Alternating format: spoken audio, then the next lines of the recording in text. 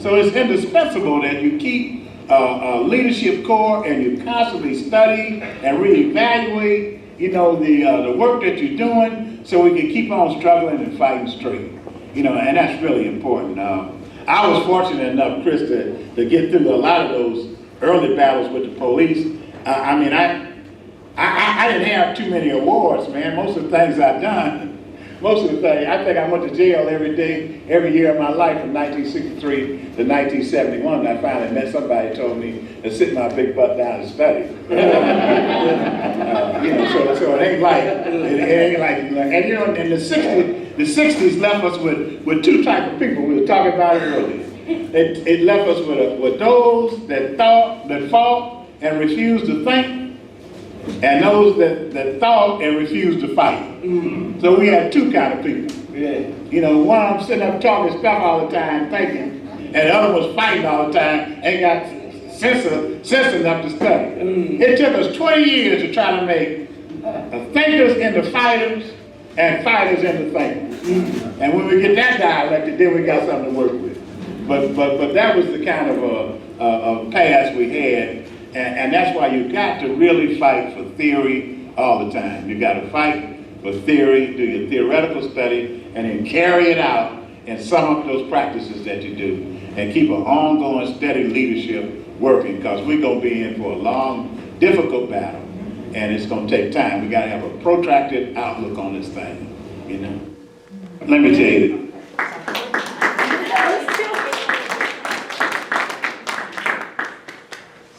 So I just wanted to open up the space. This is what we do before every program. Now, let me get that switch going. And so thank y'all. I know when people come in, they see that thinkers into fighters and fighters into thinkers. And so I just we always play that so people can get an understanding of where that quote comes from. And welcome to the General Baker Institute. And we are ran by majority black women. Yeah, that's all my dad had was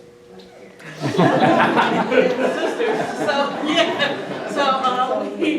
So that I say that because the family mainly runs it, and we rely on a bunch of volunteers and folks who come from movement, and so you'll see a lot of folks that used to be in the League of Revolutionary Black Workers who are in here too, like Amira, like Greg. So they're voluntold. But welcome to the General Baker Institute, and thank y'all. Coffee will be ready soon. Join us up there. Diane. Oh.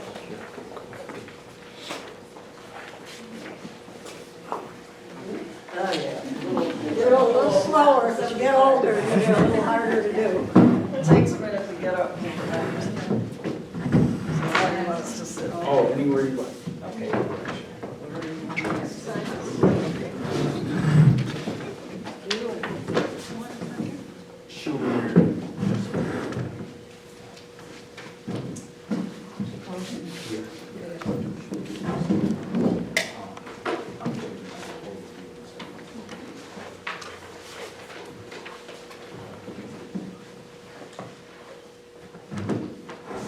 You're good.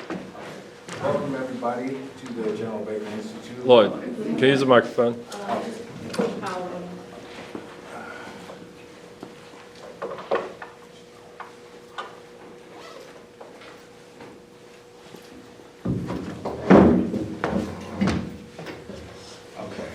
Welcome everybody to the General Baker Institute. My name is Lloyd Simpson, and today we're joined by 4 panelists.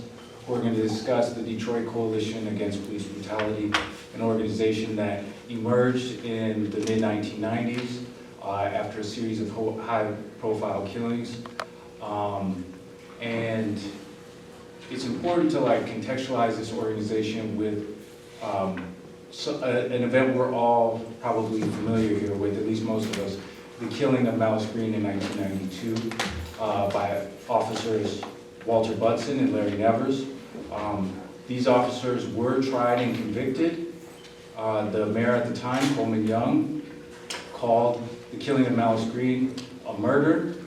And so that might give the sense that justice and accountability was possible for police officers and victims of police violence in 1990 in Detroit. But some names you may not be familiar with are names like Lamar Grable, Cora Bell Jones, Lahab White, Cornell Squires. And these are all folks that were also victims of police violence. And I would say this is just a handful of folks who experienced violence at the hands of the police. And this is also the most extreme end of police violence. Some of these folks, other than Cornell Squires, were murdered by the police, and that doesn't speak to the everyday structural violence that people were dealing with in the city of Detroit. And so another thing that folks may be familiar here with is the consent decree that the city of Detroit entered in with the Department of Justice in 2003, which folks may not know is how that actually came into being. And it was the work of activists like the Detroit Coalition Against Police Brutality that brought that into being, that pressured the city of Detroit, and particularly the Dennis Archer administration, to enter into that agreement. And so I'm gonna spend a short minute introducing our guests, and then each of them are gonna take about 8 to 10 minutes to talk about what brought them to the work of community activism around police brutality and misconduct. So first we're joined by Neb Kozetsili, excuse me, also commonly known as Gloria House. Gloria House is a longtime activist in the city of Detroit. She was a SNCC organizer, an award-winning poet, and a current member of the CPTA, the Coalition for Police Transparency and Accountability. And then we also have Diane Bukowski. Diane Bukowski is the current editor of The Voice of Detroit. She was a member of DCAB as well. She was also a writer for The Michigan Citizen, a publication that existed from the late 70s until 2014 and was instrumental in this work around police brutality and misconduct. And there we have Shay Howell. At the end there, Shay Howell is a current board member of the James and Grace Lee Boggs Center, editor of Riverwise magazine, and was also a writer for the Michigan Citizen as well. And I think, Aneb, you were also a culture editor for the Michigan Citizen. So I think we're going to start with Aneb. Aneb was one of the founding members of DCAB, and so she can speak a lot to how this organization came into being, what was the driving force, and what was some of the action that these folks took to hold the Detroit Police Department accountable. Can you move the water bottles from being in front of you when you speak, please? Oh, Thank you.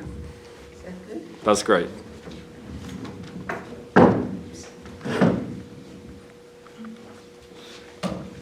So thank you very much, Lloyd. Thanks everybody for being here for this conversation. Before I begin, I just want to call the names of several DCAB organizers who are not present for this forum, but we remember them. Marge Parsons, Sandra Hines, Abiyomi Ezekwe, Valerie Glenn, and of course, Ron Scott. They're not all passed away. It's just that they're not here. They're not present for the forum. But of course, we did lose Ron in 2015. I'm going to begin by answering the question that Lloyd posed about why we became involved in this work. It's something of a long story, but I do want to share it with you.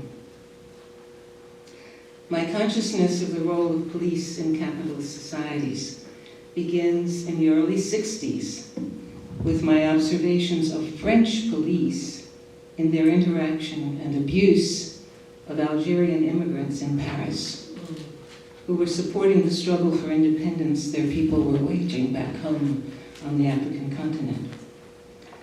I was in Paris as a student from UC Berkeley, getting to know other African students and getting an education in international politics, particularly the role of the United States and its relations to Africa and the rest of the Third World. My next encounter with police violence was on the Berkeley campus when we organized the free speech movement in the 64-65 academic year, insisting that we had the right to organize, fundraise, and support the Southern Civil Rights Movement. The Board of Governors marshaled in hundreds of National Guardsmen and policemen from all the neighboring towns in order to break up our protest, but we managed to sustain a long demonstration of civil disobedience, and we won a few victories. Then, in Lowndes County, Alabama, working with SNCC, I was with two fellow organizers when they were shot by a sheriff's deputy. One of them, Jonathan Daniels, died immediately. In our daily work in Alabama, we passed one site of killing after another. You remember Mrs. Viola Luiso from Detroit? She was killed on the highway between Montgomery and Selma and very close to the Lowndes County Project where I worked. Reverend James Reeb, civil rights activist from Boston, was beaten to death on the sidewalk in front of the restaurant where we went for lunch. A young brother, Jimmy Lee Jackson, was killed by a state trooper in a town called Marion, not far from where we work. At the gas station we frequented in Tuskegee, a young university student, Sammy Young, had been killed for attempting to use the whites-only restroom. And a block or so from the Hayneville jail, where we had been kept for trying to boycott a store, Jonathan Jackson was killed at close range. So the landscape that we were working in was one of terror, including beatings, church burnings, drive-by shootings, arrests, and other forms of harassment. Then, in the mid-70s, I had the very good fortune to help develop a Wayne State University degree program for men at Jackson Prison. Some of the brothers in my classes were political prisoners. They shared details of the police corruption and violence that led to their arrests and imprisonment. One of those students was Ahmed Rahman, a Black Panther, who had been wrongly imprisoned for life. Organizing the Free Ahmed Committee, we succeeded in winning his release after a 15-year-long campaign. But Ahmed spent 21 years of his young life in various prisons in Michigan. Further through the 70s and 80s, we in the liberation movements were devastated by the targeting, brutalization, and imprisonment of fellow activists in the Republic of New Africa, the Black Panther Party, the Black Liberation Army, AIM, American Indian Movement, and other revolutionary organizations. These are some of the experiences that led me to help organize resistance to state violence, whether police abuses in our neighborhoods or mass incarceration of young people of color. Given these experiences, and the proliferation of police murders all around us on the streets of Detroit from the 70s to the 90s, with Maurice Green's murder in 1992 being one of the most heinous. In 1996, by 1996, I was ready to join Marge Parsons in founding the Detroit Coalition Against Police Brutality. Marge was a member of the Revolutionary Communist Party, which had initiated the nationwide October 22nd Coalition to Stop Police Brutality, Repression, and the Criminalization of a Generation. The RCP was also involved in the Stolen Lives Project, a National Lawyers Guild effort to document the lives of police murder victims. So let's fast forward 27 years. On July 10th, 2020, I watched then Police Chief James Craig present a cobweb of lies during his press conference following the murder of Hakeem Littleton 21-year-old African-American man. I was astounded that no one at the press conference raised questions concerning the police actions, but took Craig's fabrications as facts. It was clear that Hakeem had been murdered, and Craig was doing his best to cover up the crime, as is done in so many cases of police misconduct. His numbers were all wrong. How many cops were involved? How many shots were fired? From what angle? The video he was showing clearly contradicted what he was saying. Why didn't those reporters question him? As several press conferences followed, Chief Craig's facts became even more outlandish. I was compelled to write a short article detailing my observations, and I sent it to a few friends and a few lawyers, asking, shouldn't we do something about this obvious murder? Again, another police murder. Fortunately, they all replied yes, and that was the initiation of the Coalition for Police Transparency and Accountability, CPTA. We organized and mobilized, did everything we knew how to do, demanding that the police officers involved be charged, but they were not. They went free. Then 2 years later, in May 2022, CPTA appealed to the Department of Justice to investigate the continuing pattern of excessive force and killings and the violent institutional culture of the Detroit Police Department. Mark Fancher and I co-authored the appeal on behalf of CPTA. In the introductory section, I wrote the following, which I'd like to share with you, because it gives us a pretty good overview of what our community has been doing to try to resist police violence. Police violence in Detroit is not a new problem. In every era of Detroit's history, the police have functioned as agents of repression, brutality, and violence against the African American community. Community outrage over police violence sparked the Detroit Rebellion in 1967, and that same outrage ensured the election of our first African American mayor, Coleman A. Young. During his tenure in office, Young instituted strong measures to rein in a police force known for its racism, corruption, excessive violence, and the deadly undercover operations. And here I was referring to STRESS, Stop the Robberies, Enjoy Safe Streets, right? Which was responsible for over 30 deaths during its administration. Despite Young's efforts, including appointing an African-American chief of police and more equitable promotion of African Americans within the force, the culture of the Detroit Police Department remained menacing and combative toward the community. In a 1998 Detroit City Council public hearing, DCAB, here we come now, the role of the Detroit Coalition Against Police Brutality. DCAB documented the Detroit Police Department's continuing practices of abusive arrests, harassment of young black men, use of excessive force, and killings that had resulted in the city paying millions of dollars in settlements to families. Public outcry following that hearing and subsequent organizing by DCAB led to a federal investigation and imposition of a federal consent decree from 2003 to 2016. Unfortunately, the consent decree failed to achieve lasting reforms with respect to many unconstitutional police practices.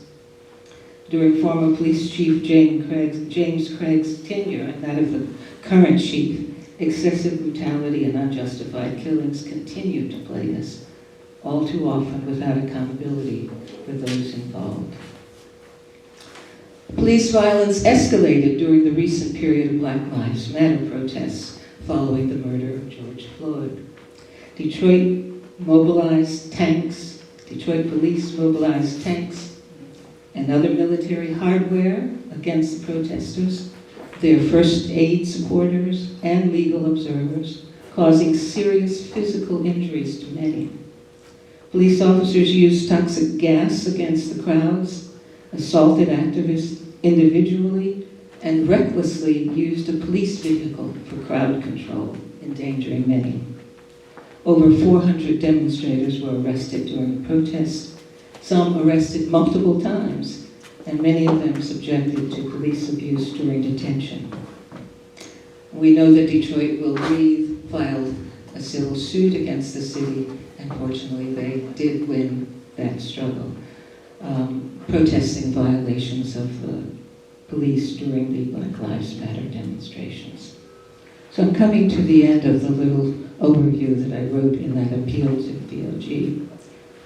The entire spectrum of police conduct in Detroit, from the hundreds of neglected grievances filed by citizens to illegal stops and other harassment of African Americans, to killings of African American people that some would characterize as outright murder, is a record of oppression meted out daily and as a matter of course in our city.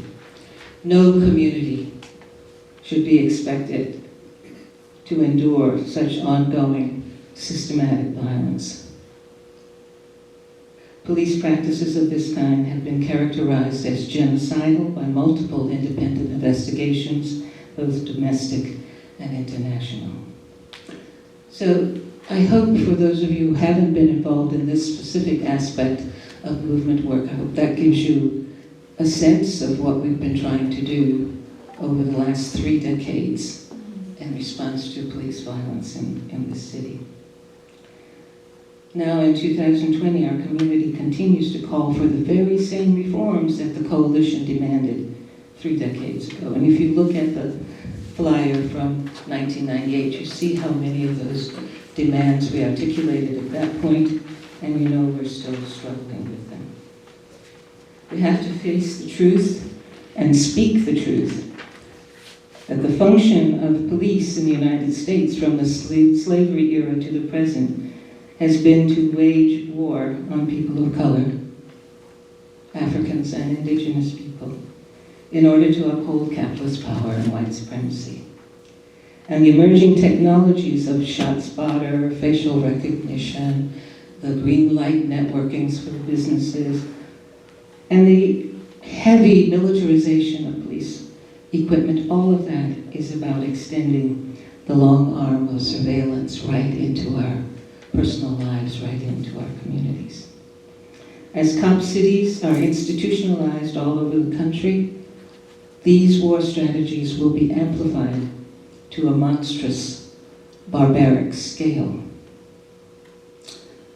So, concluding, we know that we will dismantle these systems of police violence in the course of our liberation struggle. We know that the answer lies in the creation of a society where everyone has access to life's essential resources: housing, education, health, water, sustaining work. We're called to envision a society where this is possible and bring it to fruition. And we have the example of our extended African family in Cuba, where people have actually moved in that direction. Meanwhile, it falls to us to keep exposing police abuses and resisting escalation of police operations. We have to remember to balance this work with rest, a spirit of unity and camaraderie, and celebration of every small victory. And we can remember that we're not alone, but part of a global family of freedom workers and warrior ancestors who are also present with us. So I'll stop there. I had a lot more to say, but maybe it'll all come out in our conversation. Thank you.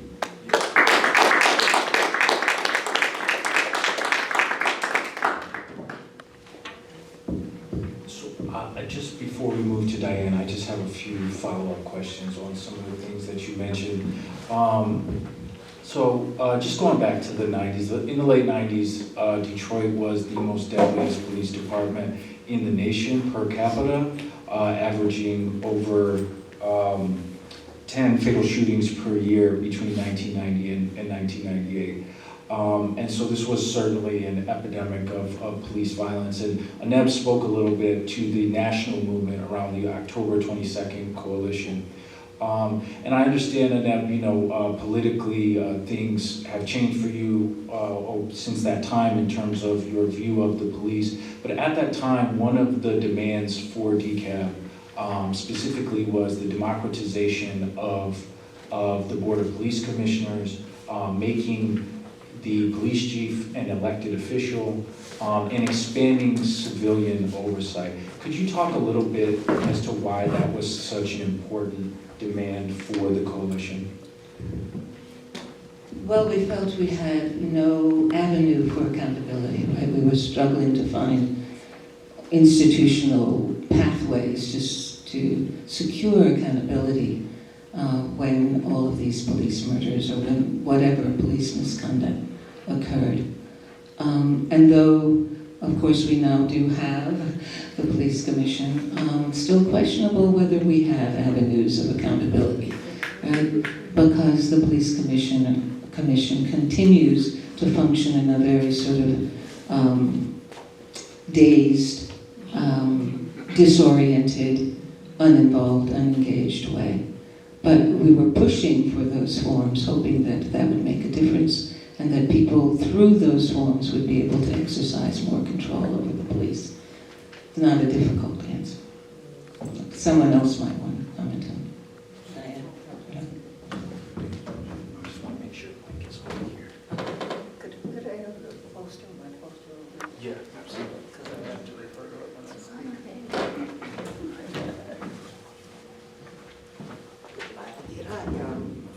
Hot. Let's do it.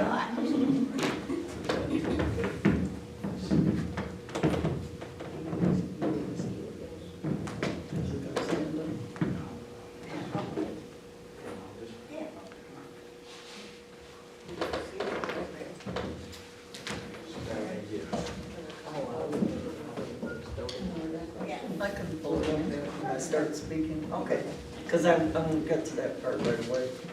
But, Yeah, Diane, if you could just give us a little bit of a background as to how you came to the work of community activism around police brutality and misconduct with the Detroit Coalition Against Police Okay. Brutality.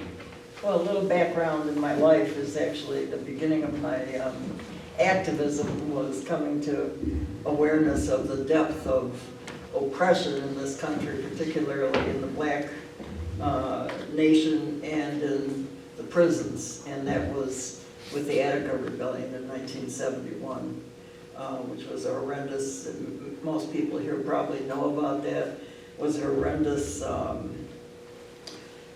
massacre of black prisoners who had risen up against the horrible conditions at Attica Prison in New York City. And that kind of initiated my entrance into the movement as a whole. I worked originally with the Prisoner Solidarity Committee under, which was part of Workers' World Party, and I worked in general with Workers' World Party for some time after that. Right now I'm going to actually open with just a moment of silence for the to support a ceasefire in Gaza for the tens of thousands of people that have been slaughtered by the police state of Israel.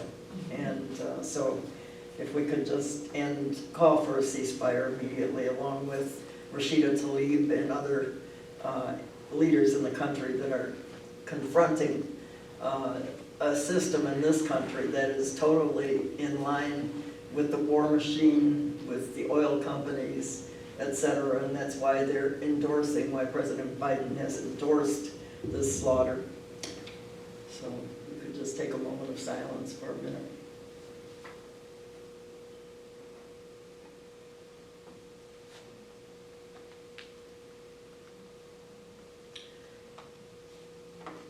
Okay.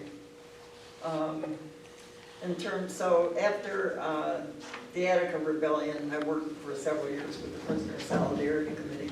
And as Aneb and others have indicated, that, thank you. That the tie between the prison system and police, of course, is inextricable,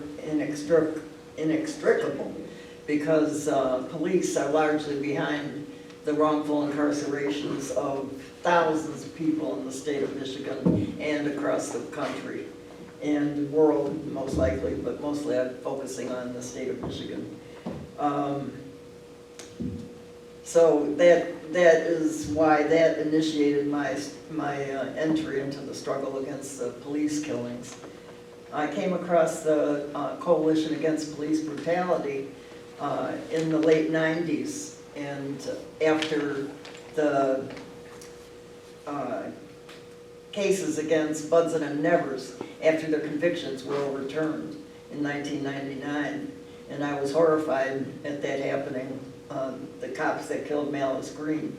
And so I began coming to meetings of the Detroit Coalition Against Police Brutality. And during that time, I met some really tremendous activists from the families of the people that had been killed by police, including in particular Arnetta Grable and Herman Valerie, the parents of Lamar Grable. If you go to my website, which there's a reference to the website on the poster.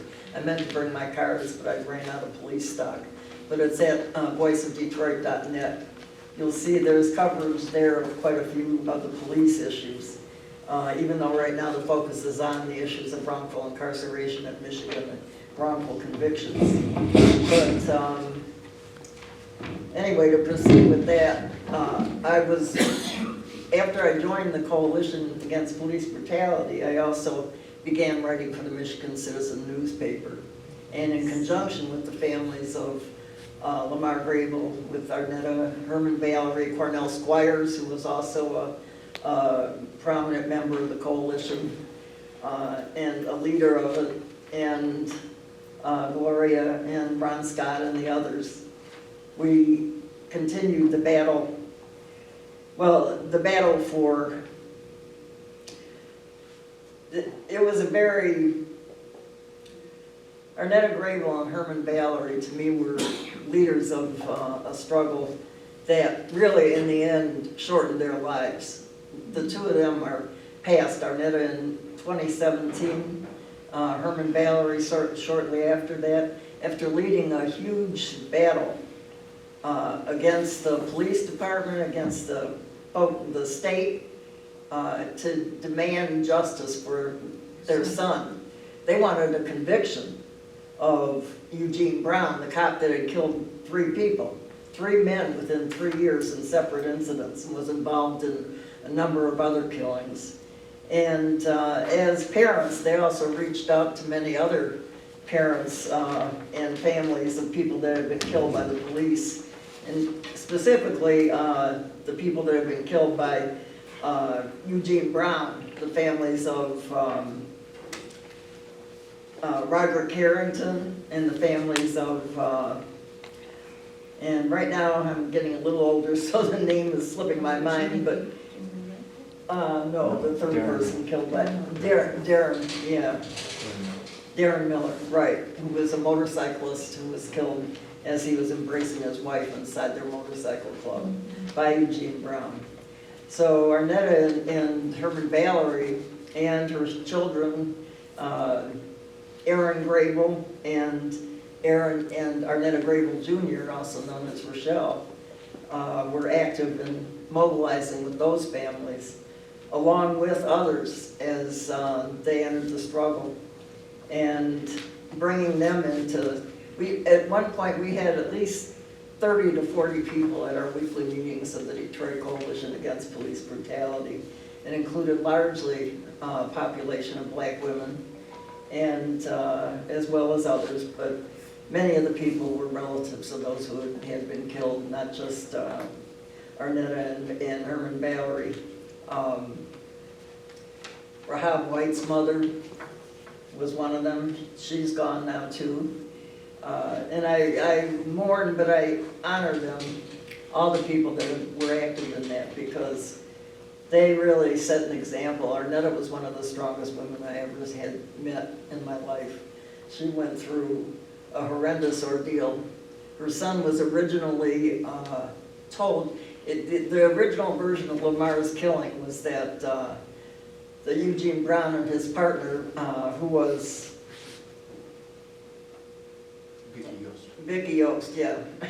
I'm getting a little, I forget, I'm 75 years old now, so sometimes I tend to forget names.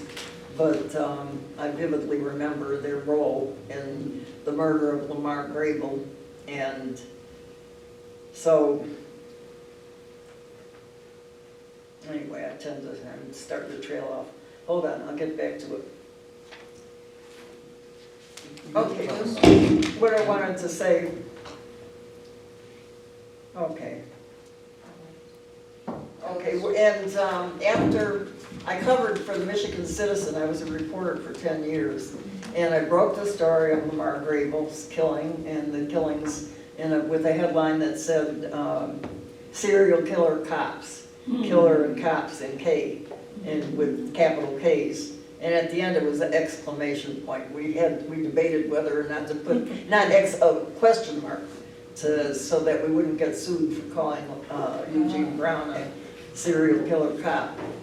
And that story just really reverberated across the community and brought out, it was that struggle really that Arnetta and Herman Valerie and families around her really increased the battle among people in the community. And now, so for those 10 years, I covered those issues for the Michigan Citizen, many other killings by police also, and also things like the wrongful conviction of Devontae Sanford for the Michigan Citizen. At the end of those 10 years, unfortunately, the Michigan Citizen kind of went in a different direction. The last, I was told that they would no longer accept my stories in 2010, after I'd submitted 3 articles on police issues, and just as the killing of Ayanna Jones happened, the little 7-year-old girl. I submitted a story on her case, and they published something else instead. They didn't publish it, although the Final Call published it, and by that time I had started The Voice of Detroit, which continued to cover. Probably we have one of the, I would say Voice of Detroit, the coverage by Voice of Detroit of the killing of Ayanna Jones is without parallel, at a time when the mainstream media was demonizing her family, calling them criminals, acting like, taking everything that the police tried to say to justify the killing of the little girl, and trying to portray her mother, Myrtilla Jones, as a criminal.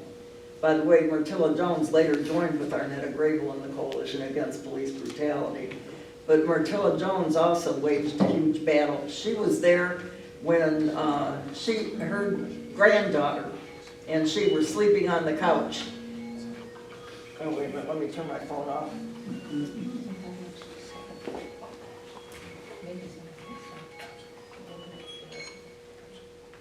Okay, I forgot this.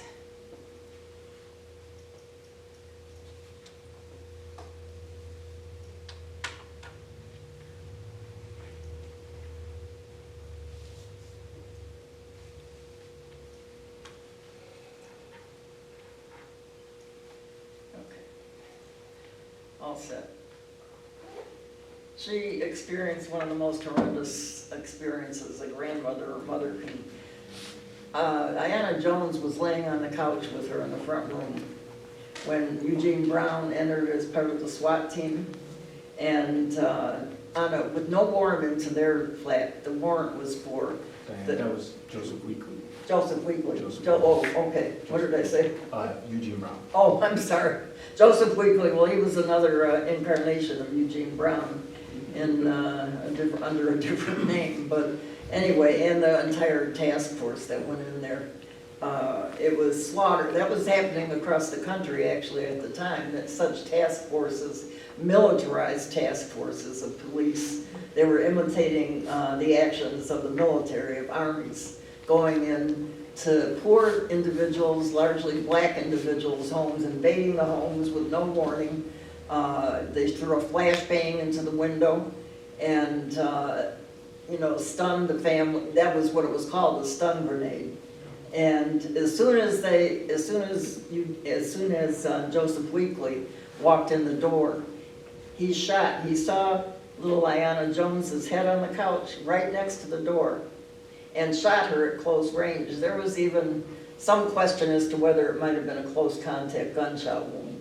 All of this came out during the hearings because Joseph Weekly, after an outrage in the community, was tried on really involuntary manslaughter charges. It wasn't just Joseph Weekly, it was the entire police force involved in that.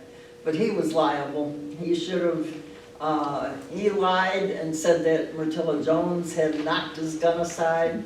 Well, yeah, if you were in the process of shooting my little 7-year-old granddaughter in the head, who she dearly loved and considered her own daughter, really. The entire family was there in the house at the time. Ayanna's parents, Charles and Dominica, were there. Her little toddler brothers were in that house. Cousins were there. They were staying with Myrtilla Jones because they were in dire economic straits and they needed a place to stay.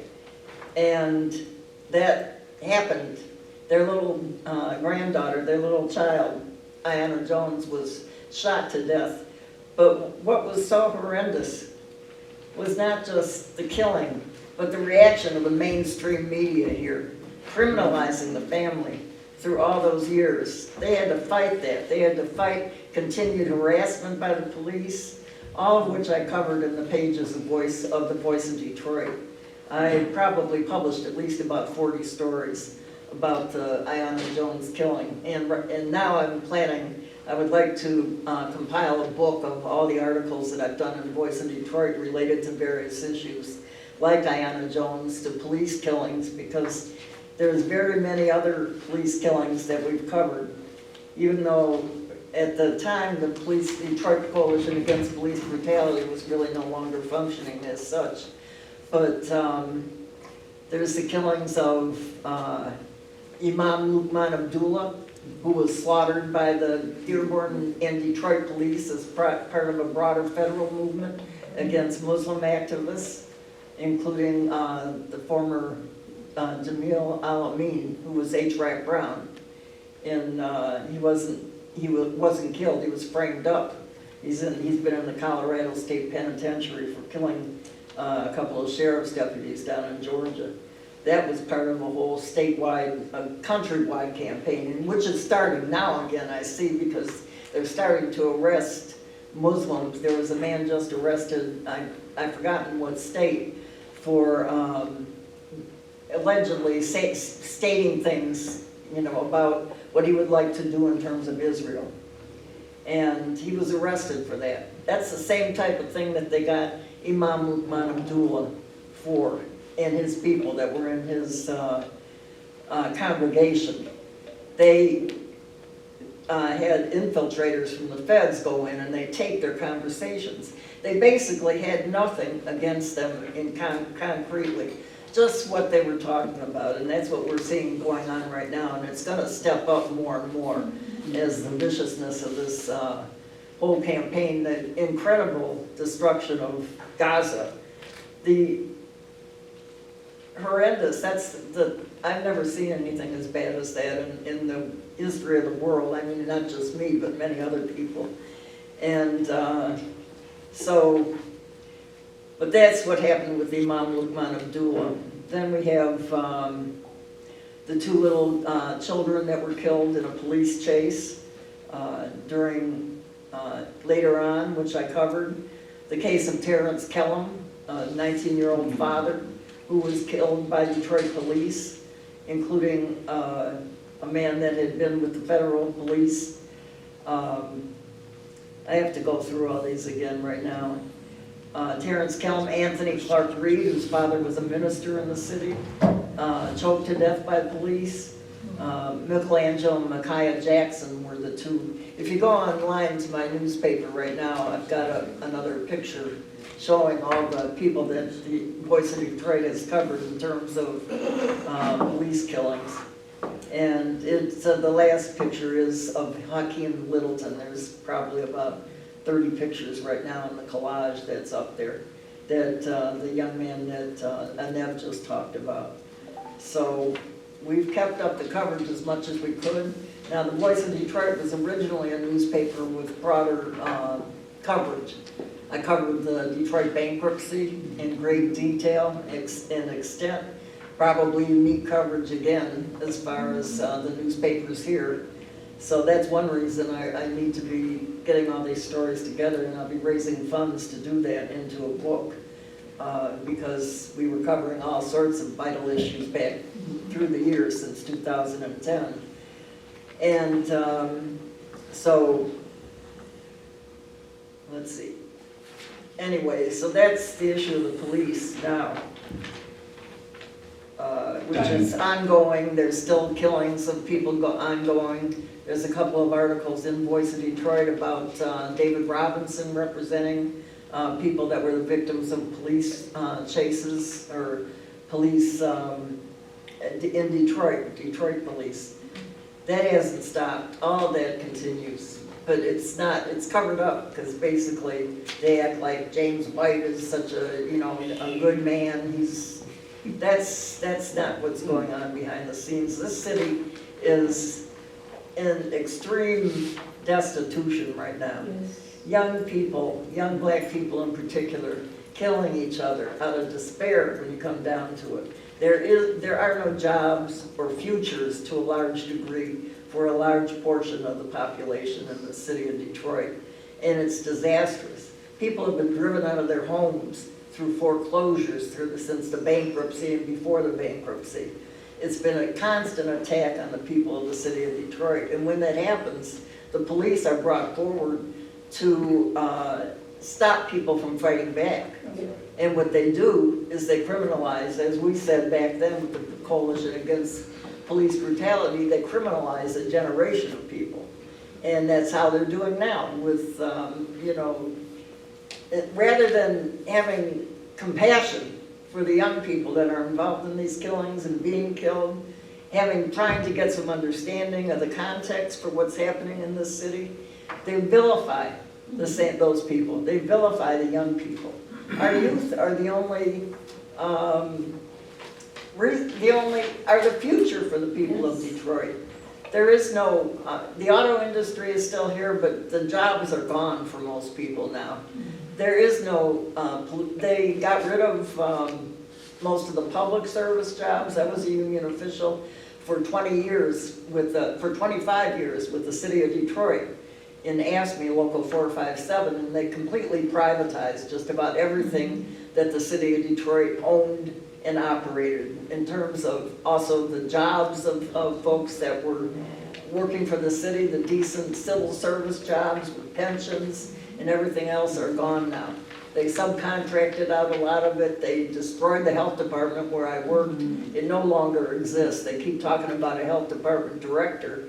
They've got about 4 people working for the health department, the director and a couple other administrative people. And so the city is in despair really right now, the large portion of the city, while of course they're building up downtown and talking about Detroit's comeback. And there needs to be a movement to, the young people don't have what we had in the 60s. They don't have the Black Panther Party. They don't have people that can really talk to them and tell them, you know, what's going on here is not the fault of other young people. It's not the fault of people in your family. This is a direct genocide being committed against the people of the city of Detroit, against the black communities across the country. It's not quite on the scale of Gaza yet, but it's getting there pretty fast. And the other aspect of that is, of course, So Diane, I can, Diane, but do you mind if we just introduce the other panelists, and we're going to open it up, and we're going to just hear more about the work. Could I just say something? Yeah, absolutely. About right now, yeah, we're focusing on wrongful incarcerations. the Voice of Detroit, working with some of the prisoners in the prison system, including Mark McLeod from Chippewa Correctional Facility, has started looking into, thank you, has started looking into the exonerations, the cases of people that have been exonerated of crimes that they did not commit. There's a total of 89 people since 1989, not just the ones from the Conviction Integrity Unit. What Mark McLeod has been doing, he's been talking to people in the prison system to see how many of these were involved, had the same cops and prosecutors and judges involved in framing them up. He's compiling a roster of that. We've been investigating all of the cases of all these folks, the Voice of Detroit, for wrongful convictions. And that's our main focus right now, is dealing with the prison system. Because when I had to put the paper in, I had to narrow it down some because I wasn't able to keep focusing on everything. I decided on the prison system because that is one of the most oppressed sections of our population. And so if you want, you can go on to voiceofdetroit.net. We also have a funding mechanism to help with the funds. It's a pro bono paper that is financed only by me, basically. I'm a retiree living on a very limited income and donations. And most of the people writing for it and working for it, none of us are paid. So, and we're for the people in the prison system in particular, we're a vital paper because we cover their cases broadly and with an understanding of what's really happening to them. So, I'm sorry, I'll give over the mic now. Thank you so much, Diane. I just want to welcome to the panel Tawana Morris, joining us just a little bit late. We're so happy to have you here, Ms. Morris. Ms. Morris is actually a former police officer who joined the Detroit... Retired. Never formed, retired. Retired. Detroit police officer who joined the Detroit Coalition Against Police Brutality. So thank you so much for joining us, Ms. Morris. We're going to hear about how Shay Howell came to the work of community activism around police brutality, police violence. So if you could just talk for a little bit about how you got here. Mike. Okay, thank you. I'll slide this over to Tawana. Okay. Well, I'm sort of glad you ended, Diane, with the concept of the Black Panther Party. Because I grew up in a small coal mining town in Pennsylvania, and we were mine workers, so the police were not our friends.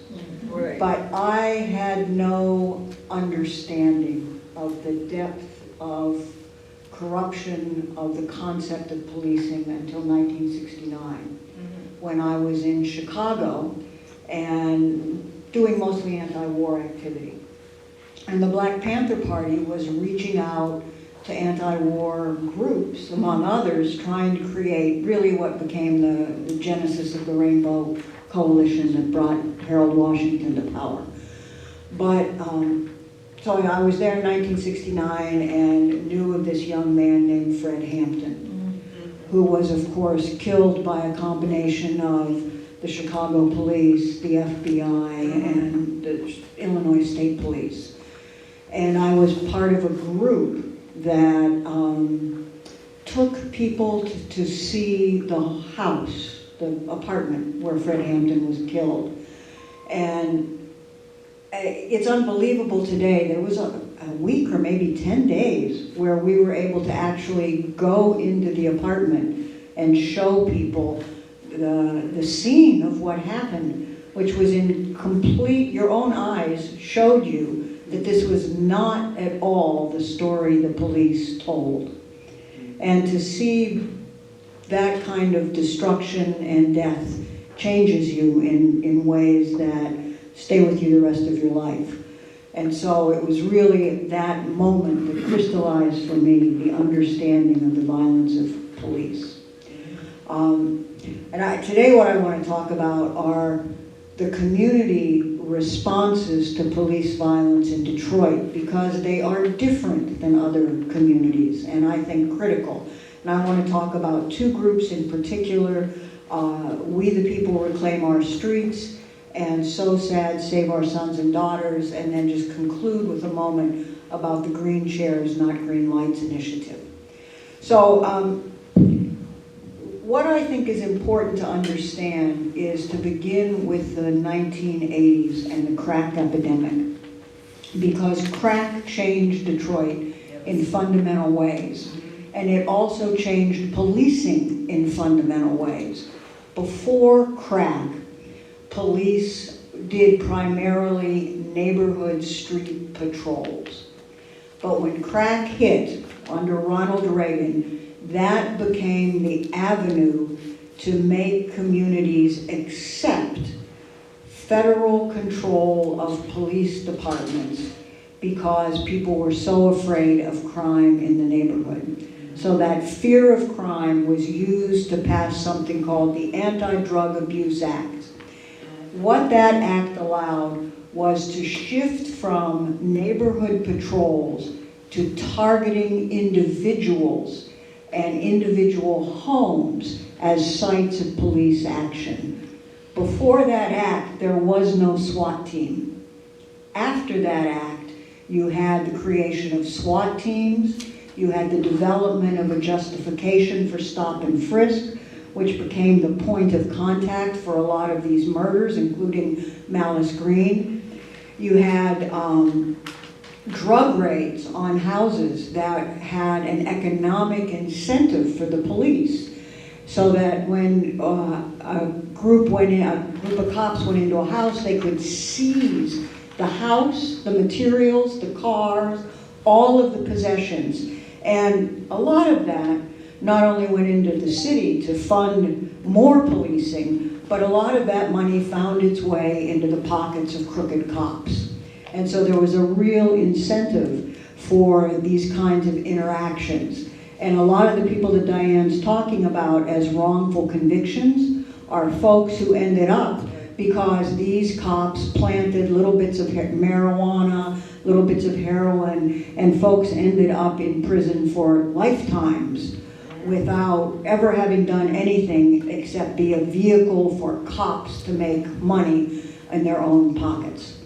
So this fear of crime and this use of that fear by the state to increase cops also provoked a movement among people against crack houses. And I was part of that started not with the idea that you would call the police, but just the opposite. That we as people could stop each other from doing bad things. And in fact, when you look at the beginnings of We Pros, it began not as a desire to punish people, but it began as a desire to love young people enough that we could say to them, please don't do this to us in the neighborhood anymore.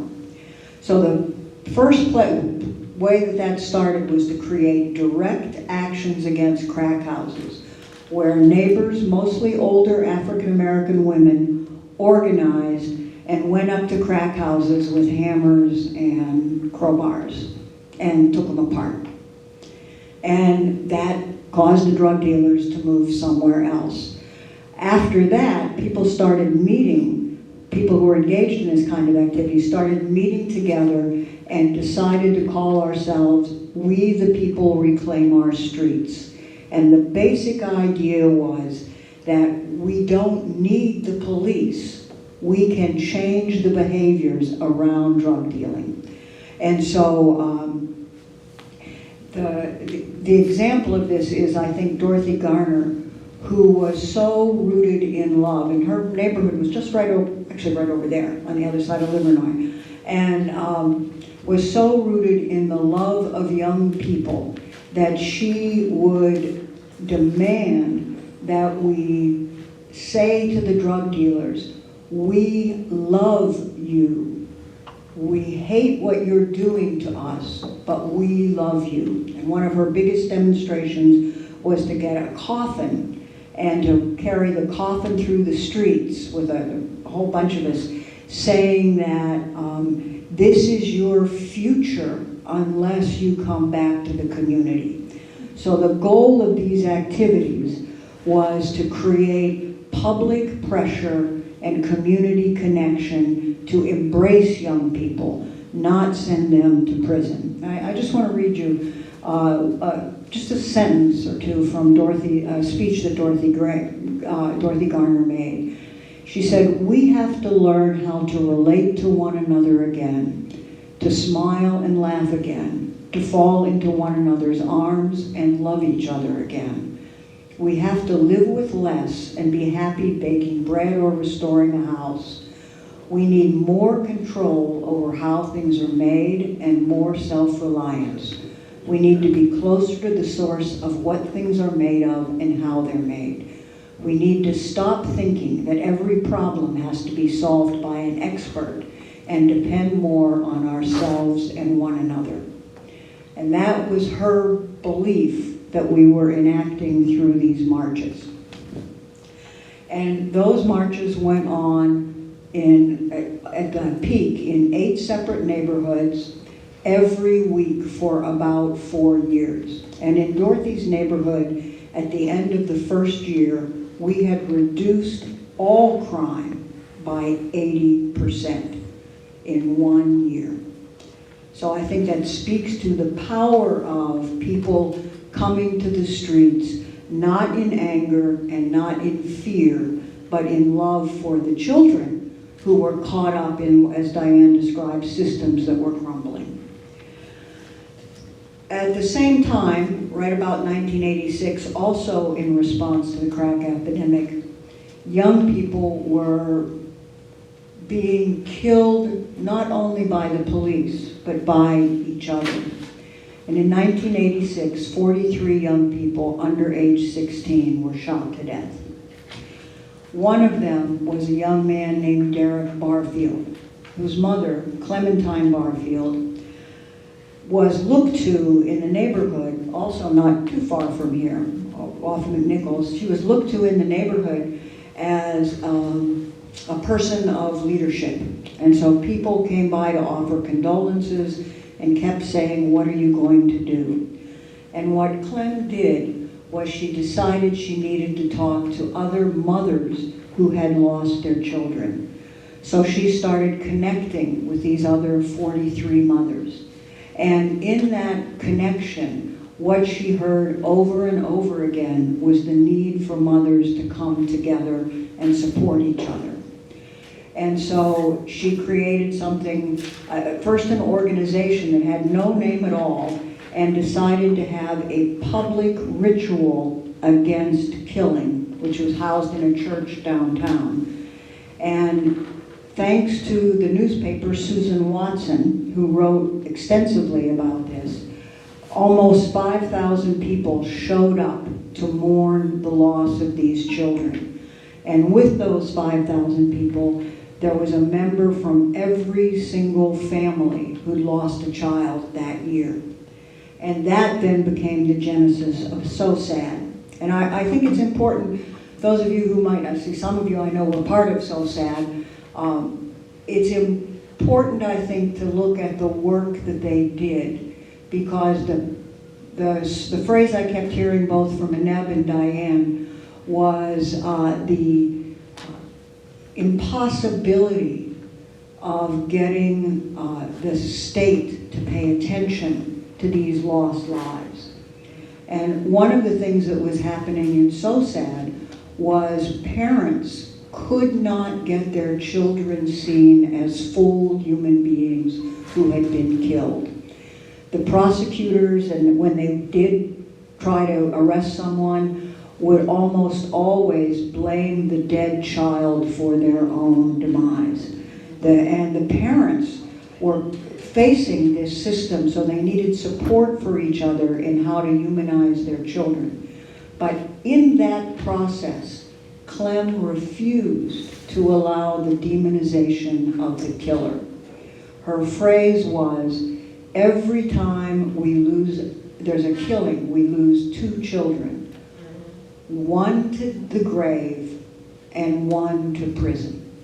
And so she constantly had this sense that as a community, we have to care for everybody. This wasn't about retribution, this was about love. And so some of the things that SOSAD did was they created a crisis line, they created a speakers bureau, they created a committee on gun control, they created a committee on preventing drug abuse, they did youth programming.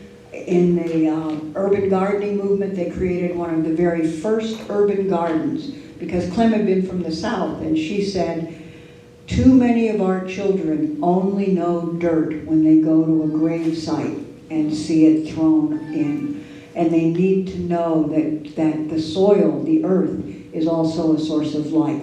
So she created a community garden process. And finally, she created a program for men who are incarcerated, many of these people, both to create direct connections between their children and themselves, but also to give men who didn't have children an opportunity to strengthen the community, so that they could put money aside to support other people's children who needed help. So that out of SOSAD, and I think it's important to see, this is a flyer that they did. The consciousness was always one of a systemic violence that people had to deal with. So you see, this was a call to one of their many marches where they say they wanted kids killing kids, getting to the root of the problem. And at that root is the loss of community control, bad education, unemployment, plant closings, all of the things that we know are part of a much larger system. So I think out of SOSAD and We Pros, we see really the roots of the abolitionist movement today, to say that we can create communities that are safe.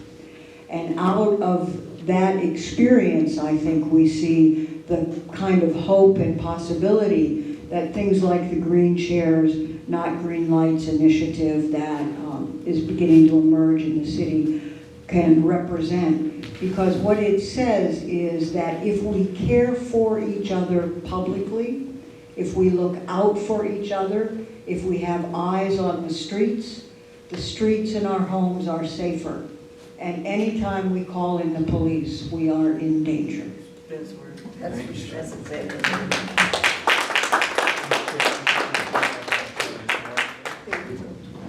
Hello, everybody. Hello. My name is Tawana Morris. I am a retired police officer. Unfortunately, I'm part of that group that got disenfranchised, shall we say, during the bankruptcy, which I feel, in my opinion, was fake, fault. It's fake, wasn't real. But what brought me to the Detroit Coalition Against Police Brutality? I had a breakdown within the police department, and I went 2 years with no money. They cut my money off. You couldn't get any assistance because I wasn't fired. I went and I was at a very low point in my life where I had a heart attack. I didn't know if I wanted to live or not.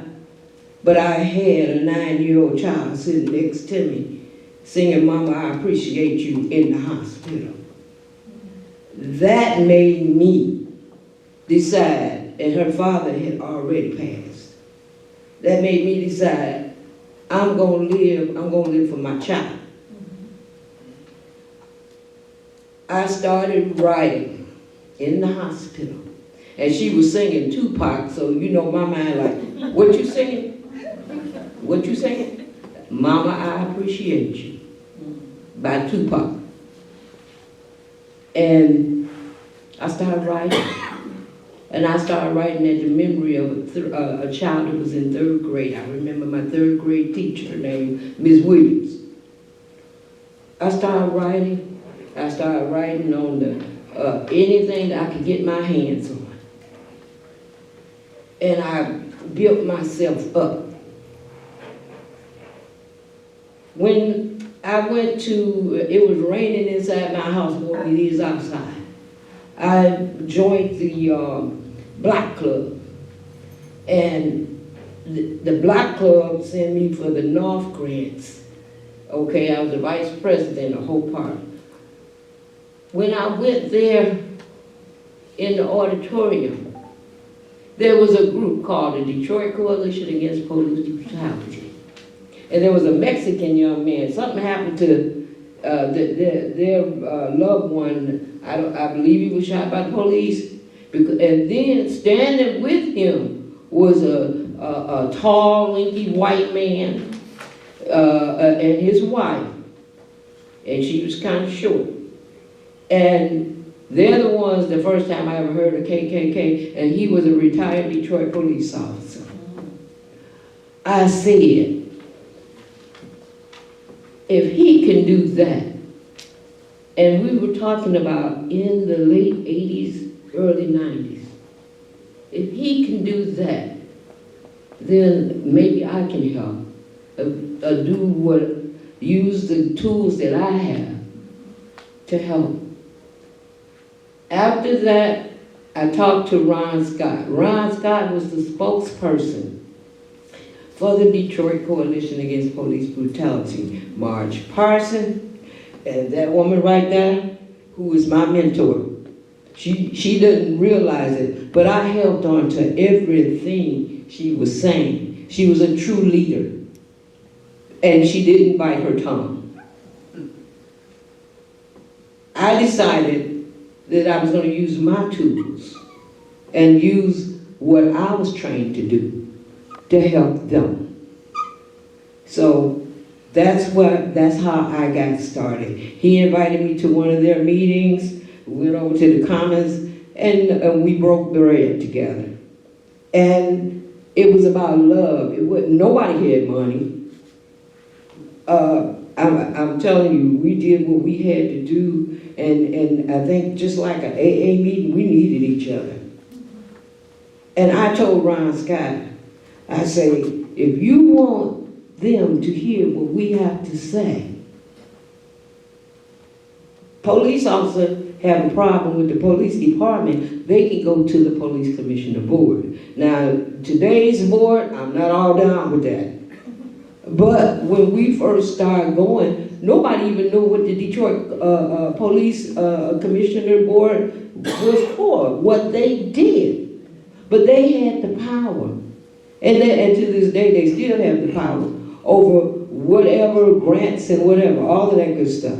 You got to read up on it. But we started bringing the people to the commissioner board. Like I said, the police officers have a problem. They can go to the commissioner board and go against or argue their whatever they were charged with. Some get turned over, some don't. Today's conversation, they go behind the closed doors. It's supposed to be an open meeting. Everybody's supposed to know about what's going on and who got charged and what they got charged with. So we go into the community and the people were being harassed, and they would come back to our group and tell us. So my bright idea, Ron, tell them to go down here. Then when the police department realized that we were powerful, we were united, and it wasn't just us, it was a collaboration of a bunch of different groups, just like she said. Look, Moratorium Now, Michigan Welfare Rights, NAN, Macaulay. These were what I'm saying back in the beginning. It has grown. National Lawyers Guild. I was on the board. I was the second black female on the board of the National Lawyers Guild. That was a trip, but we built bridges. And we made communications. All-PAC. Everybody don't know about All-PAC, but those are the type of meetings that I would go to and bring the information back. And I love to go into all of the different cases, but I did provide Mr. Simpson with all of the names of the cases that we've had. I have not published anything. He'll be the first one publishing them. I have videos after this, a tribute to Ron Scott, some more information about me and the coalition. Then you will actually see these people in action in the videos. So I'm here. I have done a lot. I'm licensed, bonded by the state. Detroit, I'm the only investigator that I know of licensed and bonded for the Detroit Coalition Against Police Brutality. And the name of my company, Fight for Your Rights. How many times y'all have heard Jeffrey Fire? He coined the phrase after me. I'm still licensed and I'm still bonded. Fight for Your Rights investigation. I had to slow down, but to give you some of the cases that made us go across worldwide recognition. The Coalition Against Police Brutality. And the name that we use now is the Detroit Coalition Against Police Brutality. That's another story for another day. But the investigations that I've done, Ayanna Jones, that young girl was laying on the couch with her mother. When Ryan called me 5 o'clock in the morning, I was there. Because that's what we did. I'd go and I'd do the investigation. I'd try to get all the information I can. And when Ron Scott would speak, the ink was dry. Those reports were signed. And the ink was dry. So he could do all the dancing he wanted because he had backup. He had the paperwork and the signatures. There's a long story about that one day we'll talk about it. But also, you remember the man that jumped over at the 6th precinct and shot all those people? There was a reason. There was a reason behind that. And some police misconduct, to the best of my knowledge, and from the information that I received. And remember, if I say it, I have to be able to prove it. And through the signatures, that's how I was able to prove it. I worked for a lot of attorneys. Let's talk about moving across the board. We're talking about, there was three police officers that I know. Officer Samborski in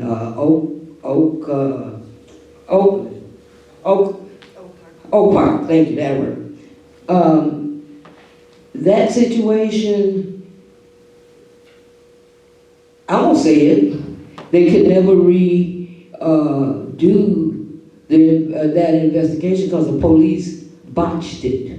When I got there, everything was botched. They even went to people's houses and banging on their doors here in Detroit. It was a chaos, okay?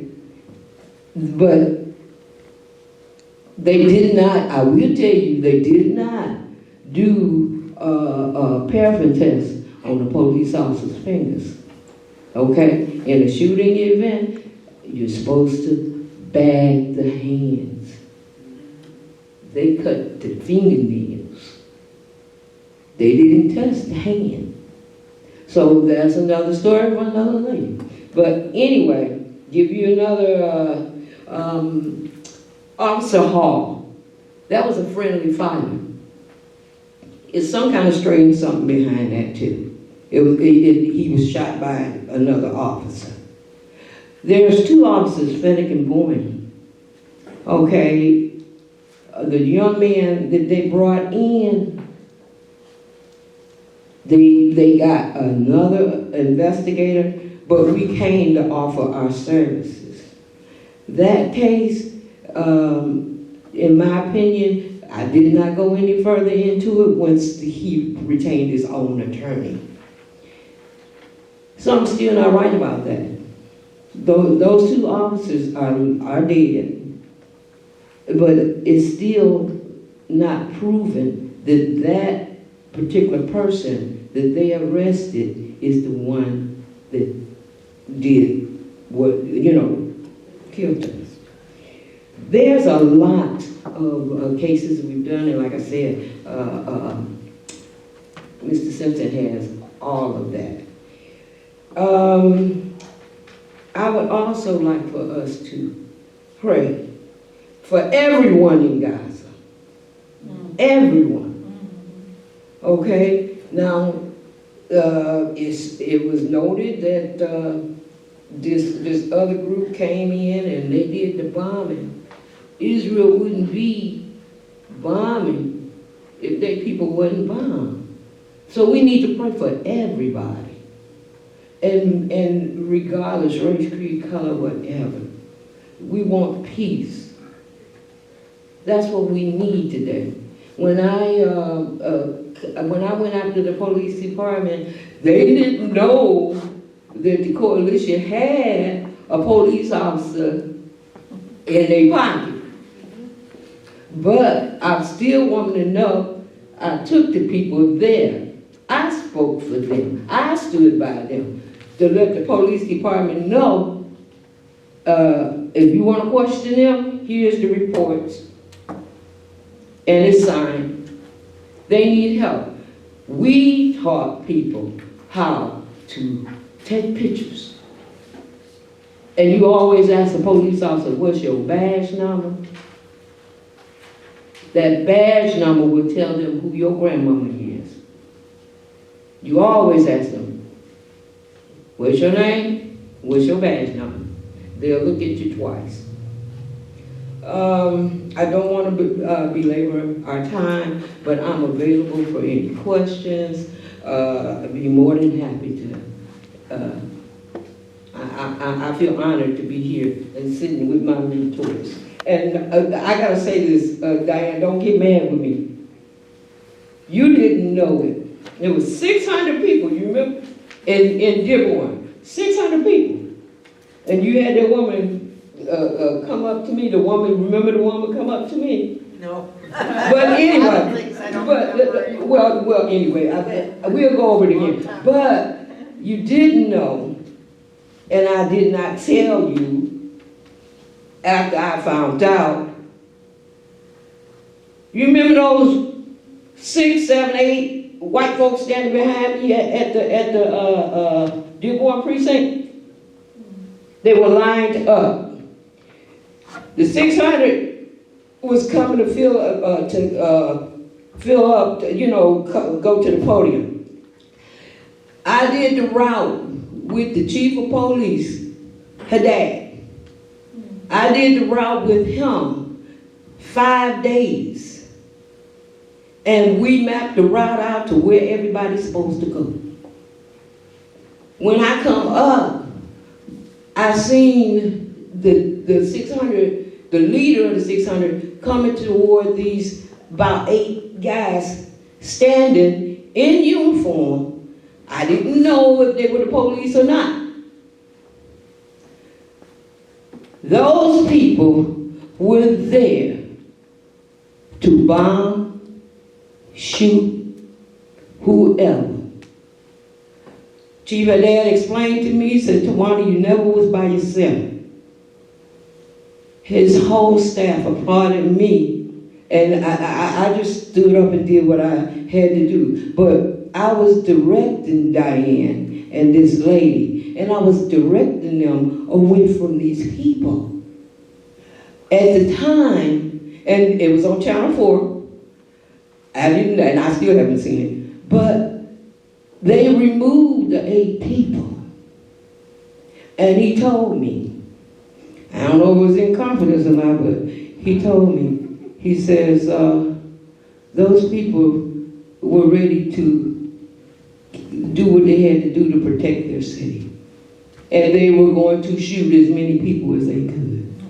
Diane, you didn't know it. I just wanted to get you out the way.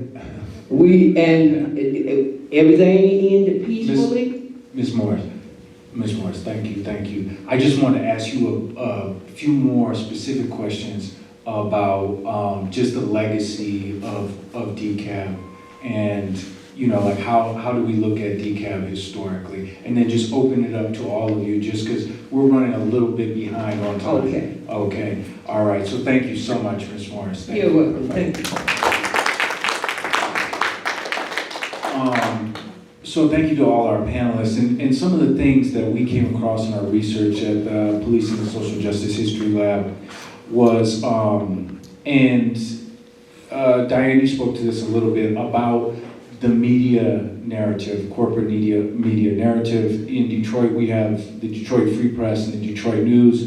The Free Press likes to credit itself with putting the pressure on public officials to bring about the consent decree, but as we've heard and as we'll learn, as this history becomes more available, it's really the activists or the work of activists like DCAB that brought about the consent decree. Arnetta Grable was in Washington at Janet Reno's office demanding an investigation into the Detroit Police Department for their violent, systematic practices of abuse. And so in 1997, you have an internal police report called the Merrick Bob Report that said unequivocally that, you know, this is an internal document from the department itself, that the Detroit Police Department did not handle officer-involved shooting investigations well, and that often these shootings were unjustified. And of course, Diane, you know, because you were a part of the movement to get the Walter Shoulders report Yes. brought to the public eye, which was another internal report that only came about because of the work of the activists of DCAB. And so they pressured then Police Chief Benny Napoleon, who was forced to commission this report, and then he suppressed that report. And it wasn't until after the work of DCAB and actually filing suit, I believe, right? Myself and the Michigan Citizen filed an FOIA Microphone. to get a copy of the Shoulders report, which we took all the way to the Supreme Court in Michigan, the Michigan Supreme Court. And at that hearing, they decided that the report they ordered the report released with redactions. And we were able to get the actual report. Part of the report that was redacted, according to David Robinson, our attorney at the time, indicated that Lamar Grable had been shot, that they found bullets in the ground below his body, that he'd been shot when he was laying on the ground. They also found Eugene Brown liable, that he should have been charged. They recommended charges in his deaths and the other 2 deaths he was responsible for, and that was suppressed. It never happened. And so once we got the report, we went down to the office of the Wayne County prosecutor, Kim Worthy, to demand that charges be brought, because that was the main focus for Arnetta and her family. Not so much getting a bunch of money, but to see the officers. She wanted Lamar's day in court. That was what she always said. Now, in the end, there was no criminal charges brought against the officer. She had Lamar's day in court with the civil hearing, where Eugene Brown basically said he might have shot him as he was laying on the ground. And after that, when the city appealed the $4 million judgment that the jury came back with, that was key to the fact that the city losing its appeals and accumulating interest on the $4 million to where it grew to $6 million at the end. But that was quite a victory for Arnetta in terms of exposing what really happened.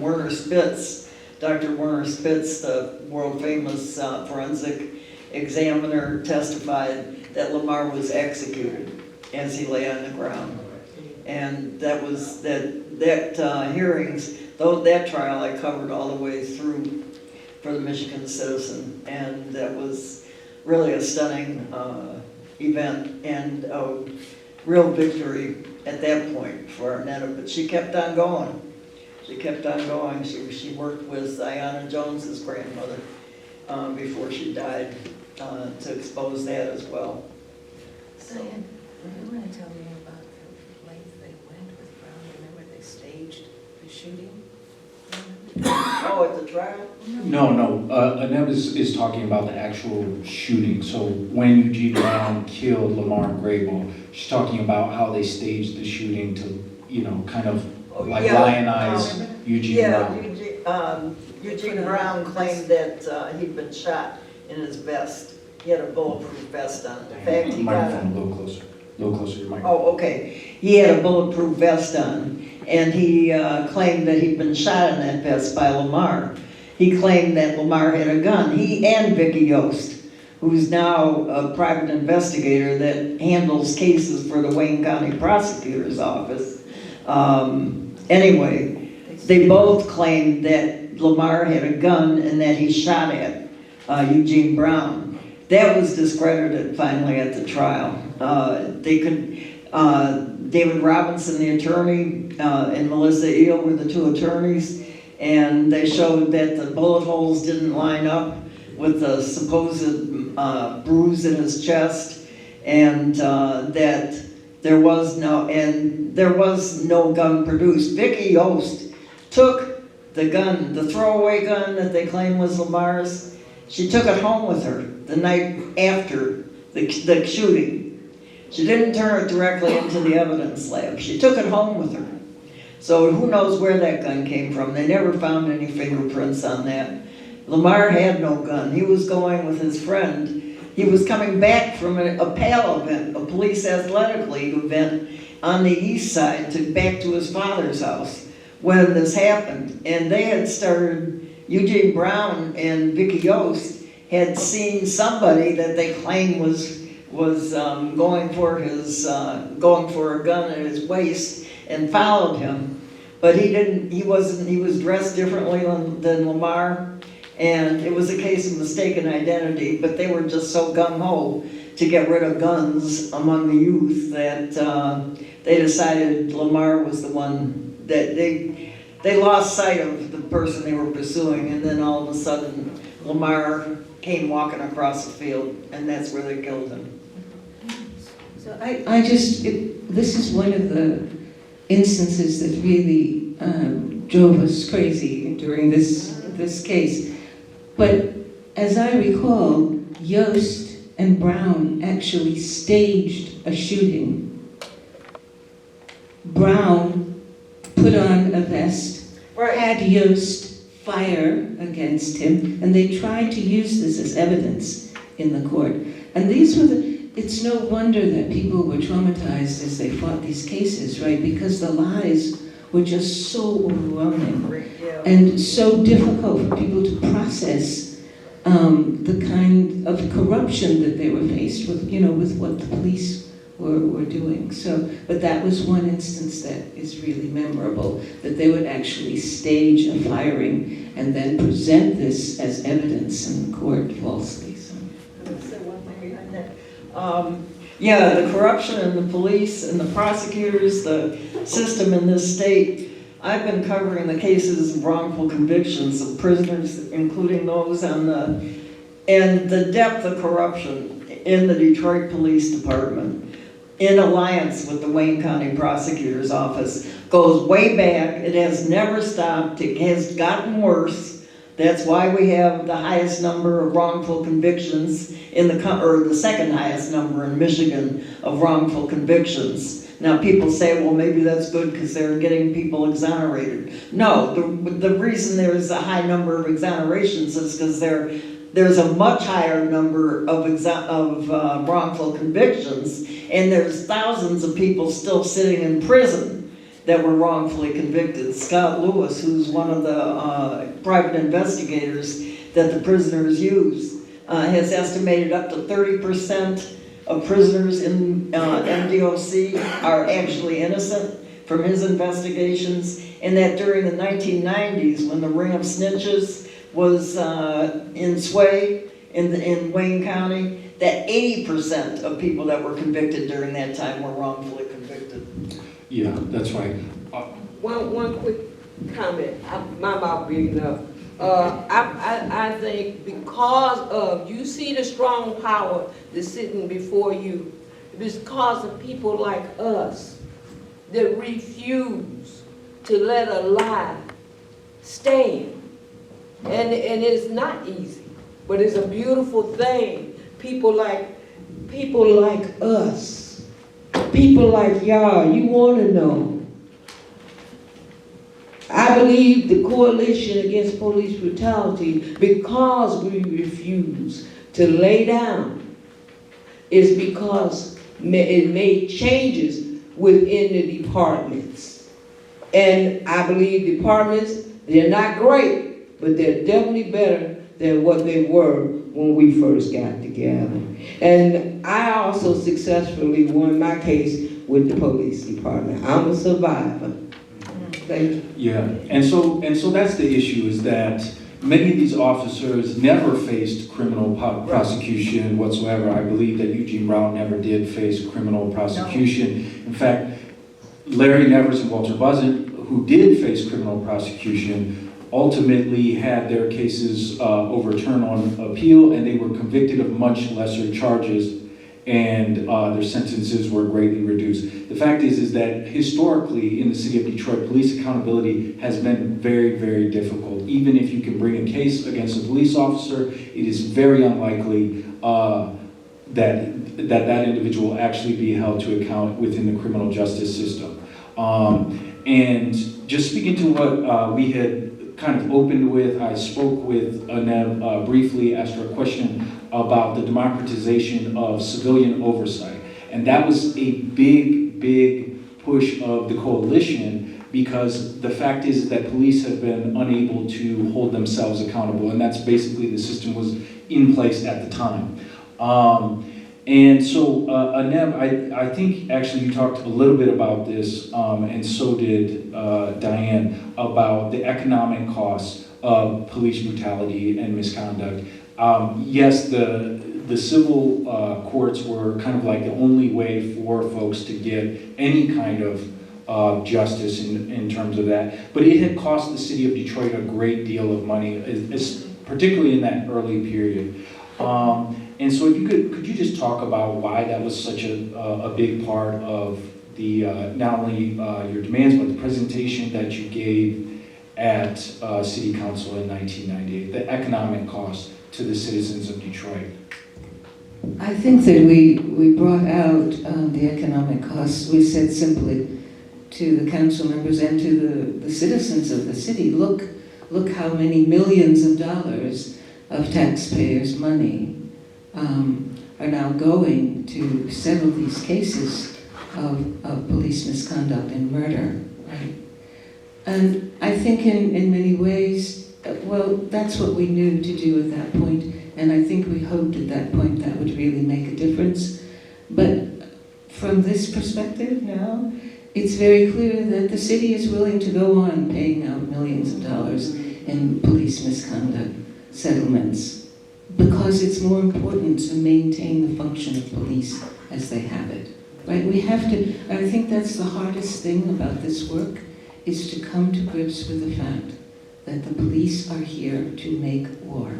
Exactly. The police are here to make war on the people. That's the hardest part to come to terms with. You know, in 1998, I think we were still hopeful that we could push for reforms and that the establishment might actually be responsive to those demands.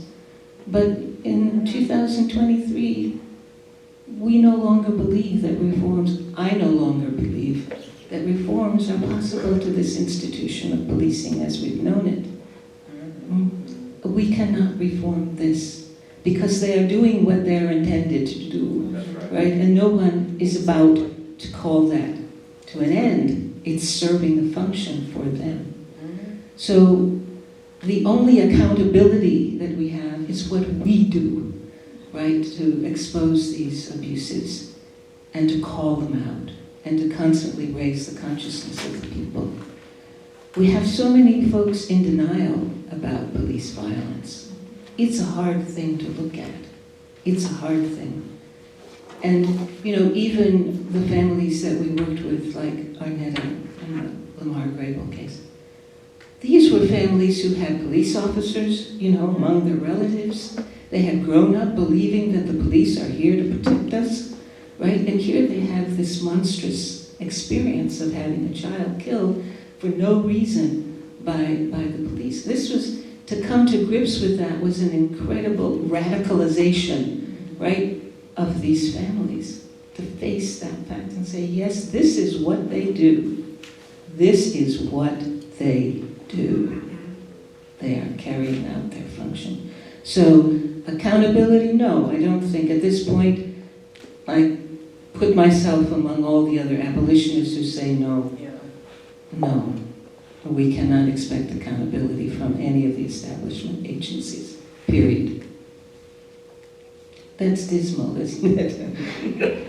But we have the hope, right, of ourselves, of our own agitation, our own understanding, our teaching, our sharing of this understanding with people. And we know, as I tried to say in the end of my comments, we're not alone. More and more people are beginning to say, oh yes, now understand. Then you have, right in our faces, Cop City, right? And we know that Cop City is going to be proliferated all over the country. It's not just Atlanta. It's not just Atlanta. Why? Because the war is going to escalate against us, right?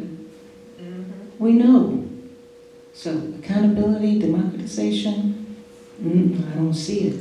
I don't see it. Except from ourselves. And I agree with you wholeheartedly that, I'm trying to be a historian, so I'm not going to say what I think about the police. Trying to be objective, right? Yeah. Well, I don't know. I don't have to be objective, but I just got to kind of be professional or whatever. Okay. So let's just real quick talk about the consent decree. And so it's clear to us from our research, and you've shared with us the work that you've done that brought that into being. I mean, it was the work of activists and activist journalists, because it was key too. That was a key part of your strategy.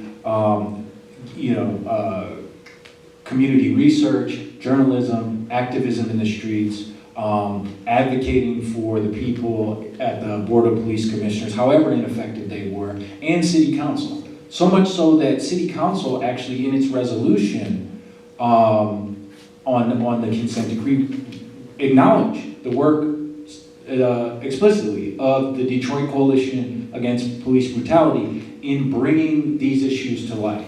So it's on the record that was DCAP that brought that. At least the City Council acknowledged that. And so I'd like to just, and this is for anybody on the panel, what was that process like going to the Board of Police Commissioners? Did you have allies there? And also the City Council. Was the City Council, were they partial to the radical reforms that you were suggesting? Or were they part of the problem? If you could just talk about that experience for just a moment. Anybody who would like to answer that question. I'll start it, but I don't remember which members of the council may or may not have been supportive. I don't remember that, I'm sorry. Yeah. But I do remember the work it was for us to compile that statement. We were working in the office of the Michigan Citizen doing that. We were meeting there. I don't know if the coalition was meeting there, but at any rate, we went there to work on the computers there to compile that report. I remember how tedious the work was, trying to gather all that information, put it into a form that we could present to the council. So that was a major effort on the part of the coalition. I don't remember what kind of support we had among the city council. We just felt that was the next move to make as the coalition, and sort of opening up the information about what was going on with all these murders and abuse. Do you remember the council? I don't remember who was on the council. The whole concept of having that public hearing in front of the city council was to publicize, because that was a forum that would be televised. The public hearings that the city council had broad coverage, because we didn't have to hold like a little meeting like this. People could see all over the city what was going on. So the whole point of that was really to organize the people, for the people to come together, and they did. There was a very surprising number of people that came to that hearing, that with all sorts of cases that we didn't know about up to that point, in addition to the people that we did know about. There was a meeting not long after that at, it was a coalition of police and community activists that held a meeting about 2000. It was right after the story on Eugene Brown came out in the Michigan Citizen. And they had a meeting with supposedly, I remember the police chief then, Benny Napoleon, I think, and the police chief, Bill Dwyer from Warren. There was a number of other people. It was ALLPAC was the name of the coalition. And it was a coalition of supposed police and community activists. They had a whole meeting at an auditorium. I was walking down the hall with the copy of the copies of the Michigan Citizen that had the serial killer cop headline at the top. And as Benny Napoleon came in, I made sure to give that to him. But you know, that wasn't the worst of it for him and the other police there, because people that came to that meeting got up and just blasted the police for, you know, the kind of conduct that they had experienced at the hands of the police. It was incredible, really, what actually happened in that. And it was really the people that came out, and the people, and that's in the end what's going to make a difference, is when the people mobilize themselves to get to that point where, you know, as people know, the civil rights movement, the movement to form unions, all of that has gotten to critical points where actually they force change. But as Annette is saying here, the situation in Gaza right now and the tremendous backlash against anybody in this country that speaks out for the Palestinians, the fact that the structure of this country, the whole of the government here, the corporate structure, the government structure is all intending to say it's okay to kill all the Palestinians. What do you think they feel about us? What do you think they feel about the people in this country? I believe that's escalating worse. And as Gloria is saying, it's going to get worse. It will get worse. And we have to be prepared for that, to deal with that when it happens. So.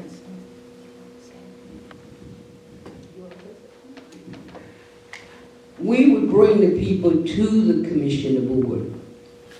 If an incident arose, or if a shooting or whatever, Ron Scott and I would tell them, meet us at the commissioner board, bring your camera, bring your pictures. We're going to stand with you. We're going to be right there. You'll be able to make your complaint. And that's when the commissioner board set up where if a citizen had a complaint and they did not want to go to their precinct, or they feared retribution, they could go to the police commissioner board. During that, then they gave you 3 minutes to speak. I think they only give you 1 now. And we were able to speak first. So the people came and they got results. The city council and the news media, they were there. Or they come there on a regular basis to find out what's going on. We had a voice because the people united. I'll just add one thing really quickly. What folks are saying is that the target audience of these is not the Board of Police Commissioners or the City Council. We have an enormous job to do to help people see what's actually happening in the city, because there is so much effort to bury this stuff. Just as an example, the Coalition for Police Transparency and Accountability has sent another request to the Department of Justice, almost verbatim to what we sent, 20 years ago, 1998. in asking them to come back and reinvestigate the police department because so little has changed. But that got almost no media coverage. So the critical nature of finding venues to help people see what's actually happening is part of what's a responsibility now. And we mailed that letter to the DOJ in May of 2022, and we've had no substantive response from them to date, except to say they received our letter, but no response otherwise. And we know the department itself has published a list of 128 high-risk officers, that is, officers who have been found to be engaging in misconduct on a regular basis, right? 128. So. Yeah, and so just in thinking about the legacy of the consent decrees, one of the things is that a federal judge denied the Detroit Coalition, denied the motion to intervene when they did. I think it was Ron Scott actually who went and pursued that because community input perhaps could have, produced better results. We could say if it wasn't just the DOJ deciding how the department would meet the requirements of the consent decree. So that did happen. So the Detroit Coalition Against Police Brutality as a community organization, whereas other cities had actually had that opportunity to have community organizations be a part of how consent decrees with the police departments were implemented, but Detroit was not afforded that opportunity. And perhaps that, aside from like the systemic realities of policing writ large, may have, left perhaps a better legacy than the consent decree ended up leaving us with. And so we are running short on time, but I did want to talk about the legacy of DCAB. What are our takeaways here? And in thinking about that question, I'd like you to think about too what we've lost in the absence of the Michigan Citizen and what we have gained in publications like Riverwise and Voice of Detroit. Because I think what we learned from this history is how important the counter-narrative is. Yes. Because the Detroit Coalition Against Police Brutality was always pushing back against a popular narrative about how policing should operate in the city of Detroit. So if you all could each one of you just share with us your takeaways from this history and the work that you've done, and what is the work going forward? On media specifically. Not media, that was just something to think about. We definitely miss the Michigan Citizen. Yes. It was our reliable go-to source for what was really happening in the city, what was really happening in our communities. And actually the founding of Riverwise was an effort to fill that gap that we all felt when the Michigan Citizen had to shut down. So we have to rely on the media that we have now, Riverwise and I don't know how Diane has managed to do all the work that she's done over all these years, pretty much single-handedly. But we have to rely on these independent media sources because we know that the mainstream presses and media will not cover our stories. And one of the reasons I told you about watching James Craig tell the lies and the reporters just kind of sit there and say yes, was to illustrate that, right? Because their disposition is to go along with whatever the narrative is that the police offer to them. So that's another calling for us as organizers to begin to find as many ways as possible to get the story out using social media, creating our own little newsletters, whatever, because we really cannot rely on establishment media. They are really complicit with police violence and covering up police violence. I was sitting here, and I don't know if this is helpful or not, but I wanted to share a story with folks that has stayed in my mind. One of the things we discovered or started to think in the coalition as a way of trying to explain what the police were doing and why they were killing so many people. At one point we thought maybe it's because people stumble upon illegal, corrupt actions being carried out by the police. We even speculated that maybe Lamar had been walking past something that he should not have seen, or that the cops were engaged in, that he should not. We tried to figure out why, you know. And one of the things that we talked about was that possibility, that he just happened to be in the scene by mistake when something else was going on that they didn't want anyone to know about. And we also speculated that might be the explanation for another case, Jimmy Lee Ratcliffe, was it Ratcliffe? Ratcliffe, Jimmy Lee Ratcliffe, who was killed in this really militarized, barbaric way. She lived in one of those high-rise apartments downtown, Lafayette, right? And she was on break she was on sick leave. From Blue Cross Blue Shield. From Blue Cross, right. And she had apparently had some mental issues, some mental health issues, and couldn't sleep, and night after night would be up looking out the windows or whatever.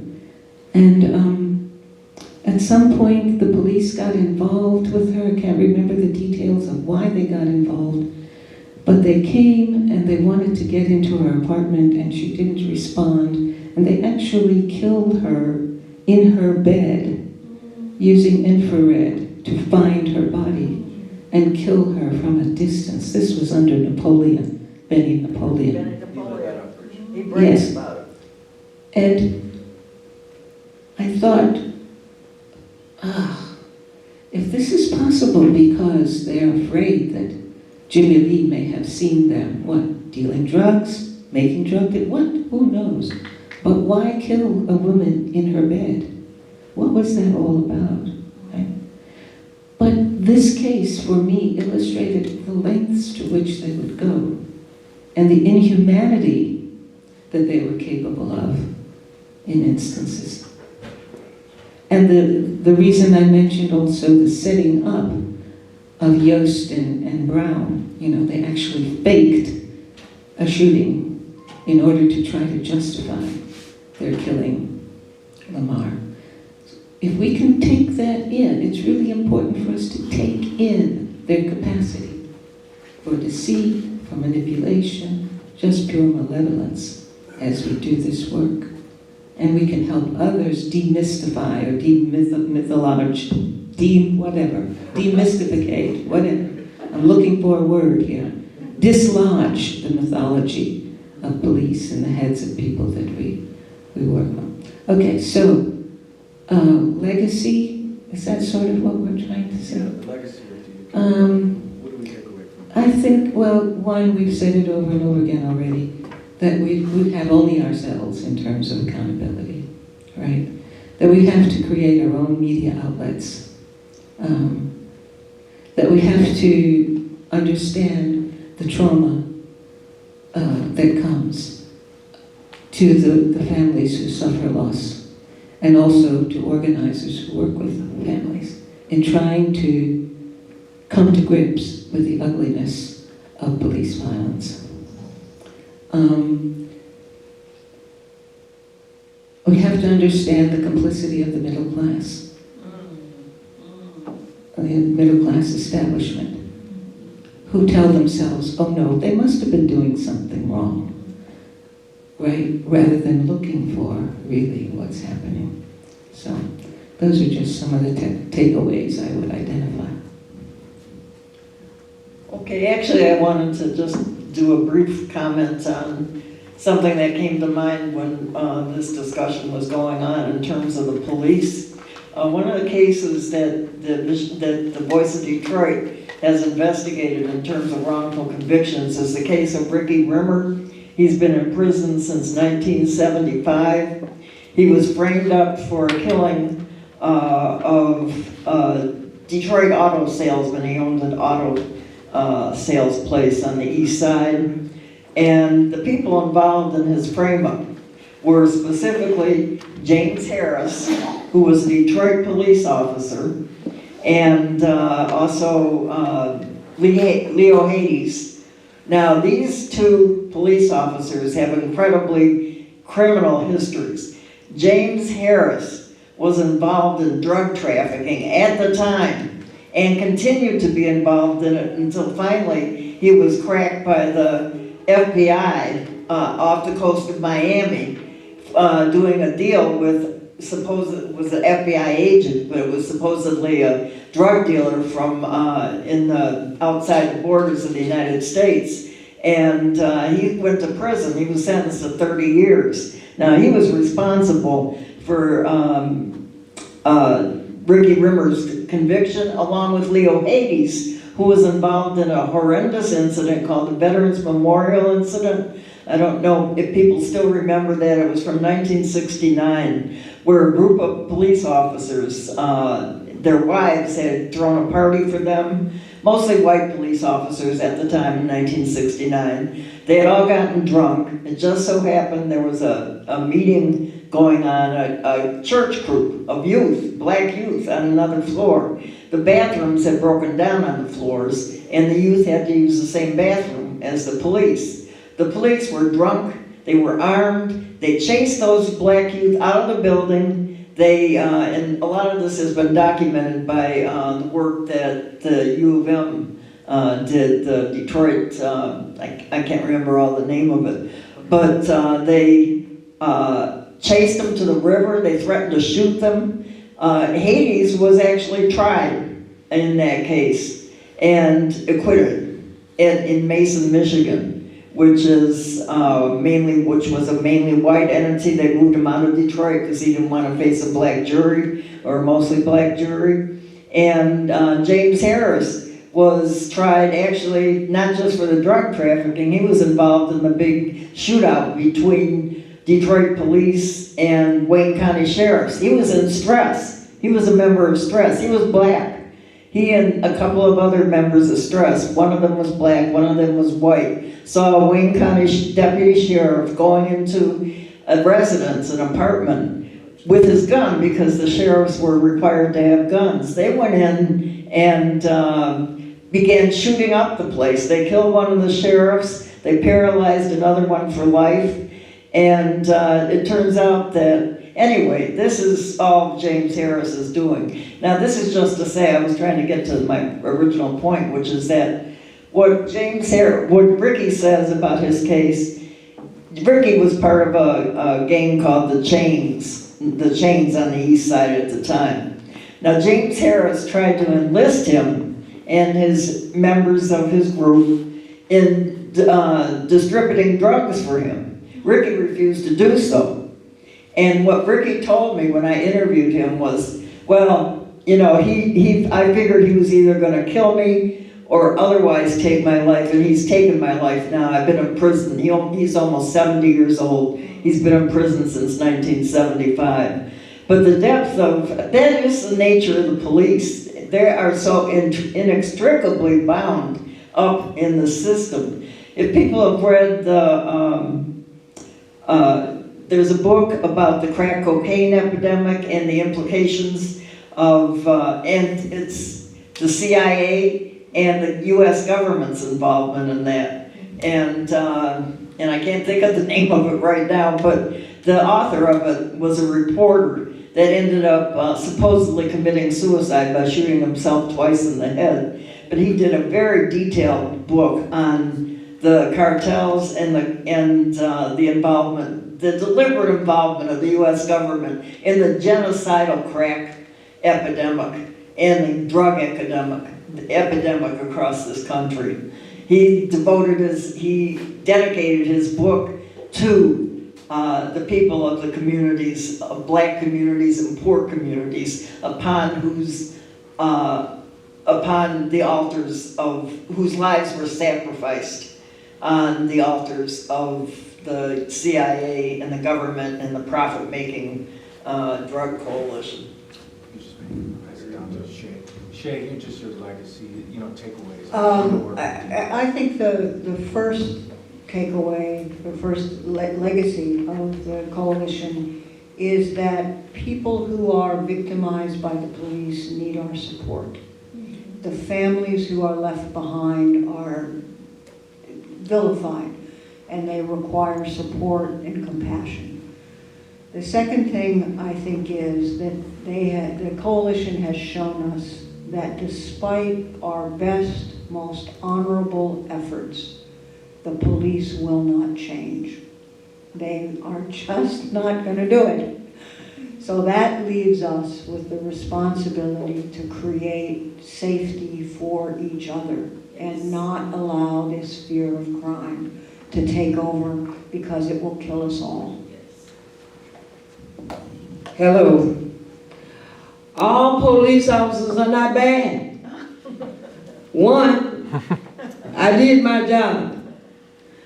I hope that what the coalition takes away when I am retiring, I hope the work that I have done have helped make the world a better place. I hope those that I have affected are better equipped in the department and in our community, knowing whatever I was able to do to help make the world a better place in the name of peace and justice. I would not move unless it was in the name of peace and justice. So I don't believe all police officers are bad. The ones that you named, that has been named today, and if they've done something, they need to pay for it. Because it's a bad reflection on the good officers. The ones that's coming in now, they need to come in knowing the education that we've given them and how to move in a better life and in a better way. Thank you. Please join me in giving a round of applause. And so just for a few minutes, I just wanted to open it up to the audience. Was there any questions that you have for our panelists? They have been doing this work for a very long time. If anybody has any questions about their work with DCAP or their work that they're doing in the here and now, feel free. Anybody?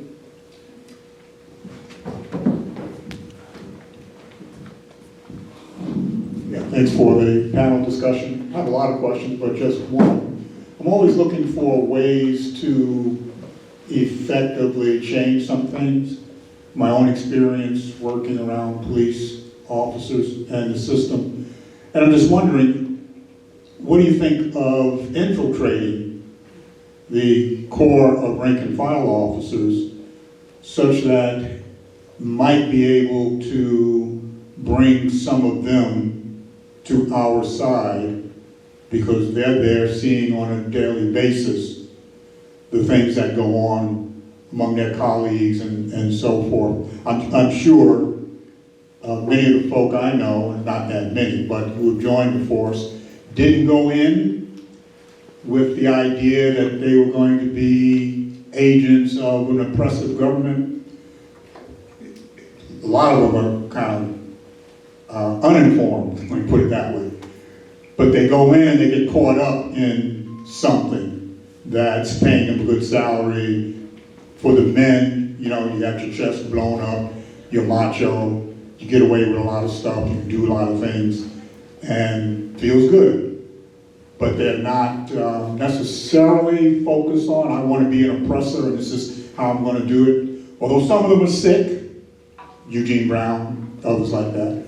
So I'm just wondering, have you thought there might be some success in trying to win the hearts and minds of some of these folk? Anybody like to take that? I can speak from my experience. Well, could I say one thing first? I covered a case back in 2004, I believe, The federal government, the FBI and the U.S. Department of Justice had gone after William Melendez, who was head of a group of police officers on the southwest side in the 3rd and 4th precincts that was running around deliberately framing people up, brutalizing people, torturing them basically, all sorts of incidents that happened all through the southwest side. And they were brought to trial, 8 of the officers. There was a total of 17, I think, altogether that were identified. They were brought to trial.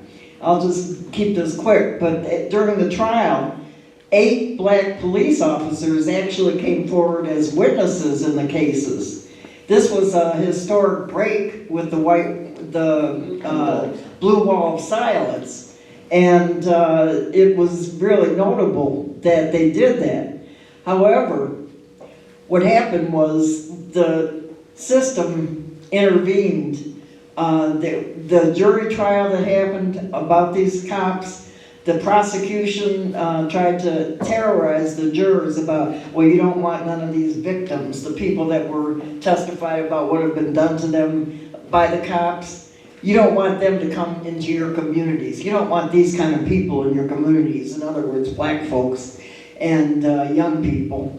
And the jury rendered what the prosecution ended up calling a nullification verdict, despite all the testimony from including the individual black officers and the testimony of the people that have been victimized by the police. They found them all not guilty. And as a result, the federal government, the remainder that were still to be tried, they withdrew their prosecution. So it's all part of a greater web of the whole system being in it together. For one thing, there's, well, we won't go into, if I start about Kim Worthy, I'll never end. We'll let Mr. Marshall answer and then we'll wrap it. I had a situation while I was working in the department, and this person that I was working with, I had just came out of the academy, and after a certain amount of time, you are put into a car. And I was put into the scout car with somebody whose brother was Mr. High Up. And he felt like he could do anything.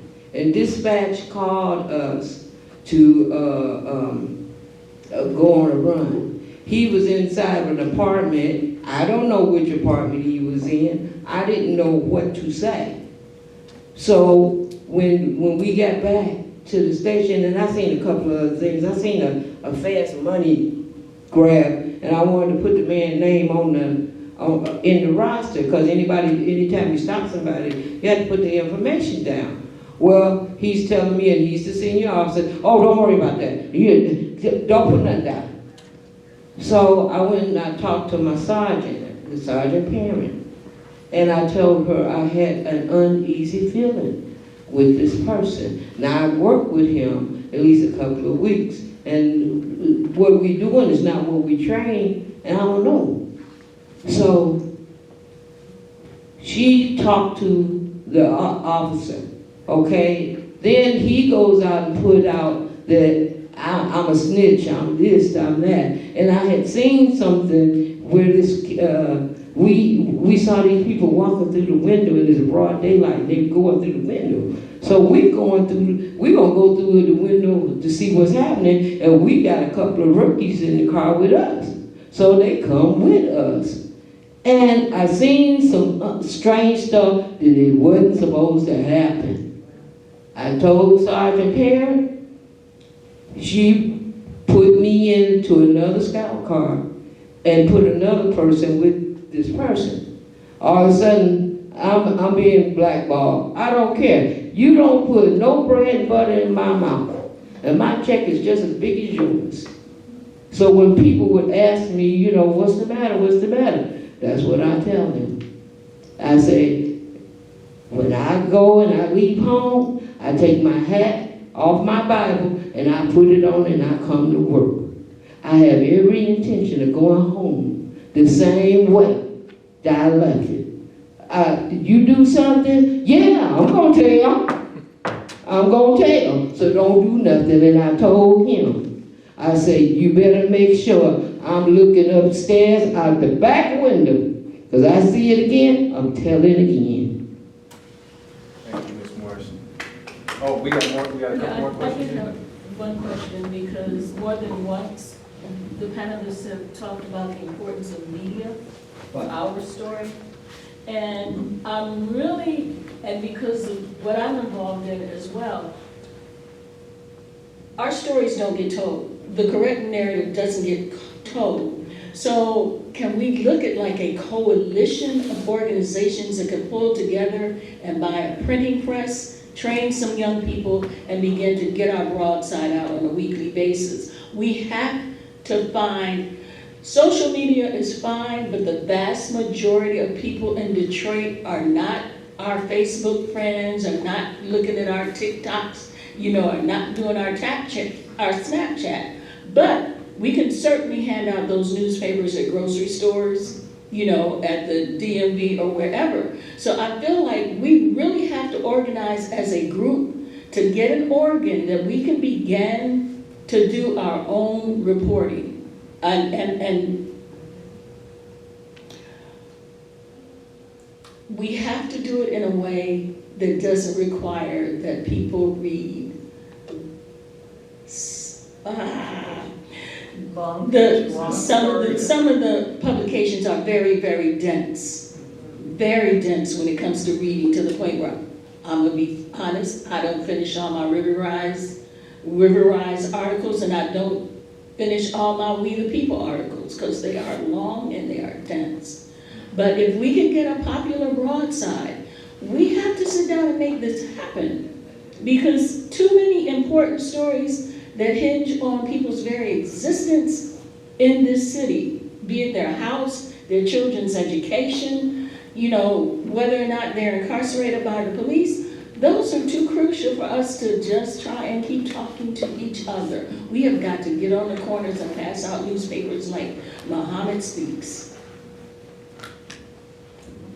Gotta make some pies too, that's all I'm gonna throw in. Say that to do whatever. Gotta make some pies too, those are delicious. No, I am too. We need to come together and make this happen. Seems like there was a couple more questions over there too. You want to just call those two, Peter And that officer wind up going to jail. 2 weeks later, he wind up going to jail for stealing a radio out of a cab, and it hit the news. He did prison time. I have just a quick comment relative to terminology. I thought it was very important. The headline said "killer cops," and that garnered a fair amount of attention. I happened to listen to an interview yesterday of Huey Newton talking about the importance of using the symbolism of the pig as a way of creating a different symbol and understanding of the role of the police within the black community. As I've listened to people talk, I've been hearing constant reframe of the word officer. I think that's something that should be reconsidered. The word officer kind of connotes someone of authority or a higher position of esteem. I don't think that's relevant. And really taking a longer look at the history, the arch of the police, and where it emerged as slave catchers, and their particular role as the military arm of the state. I think it's idealistic to think that they would have a different role of putting human values on property. So I think it's really important that we go about a proper sense of education and maybe consider what this young lady said about using our current media to have some established broadside that we can continue to educate the community. But there's been obviously a really orchestrated shutdown on any voice of progressive voices in the city. It's been systematic. At the same time, when they put in speed bumps and narrow the street paths and a way to limit mobility and put in green lights in black neighborhoods. There's definitely a concerted effort of having Israeli police be in cahoots with Detroit police. It's always about how do you control disappointed populations. Detroit is a test case.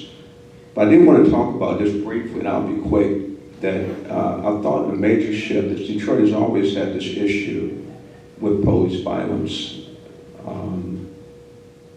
And one of the key areas was the '67 rebellion, where there was a known disrespect for the police, and then what came back was really stress, which we haven't talked about today. But I think that was really much important historical moment in Detroit. I'll stop there.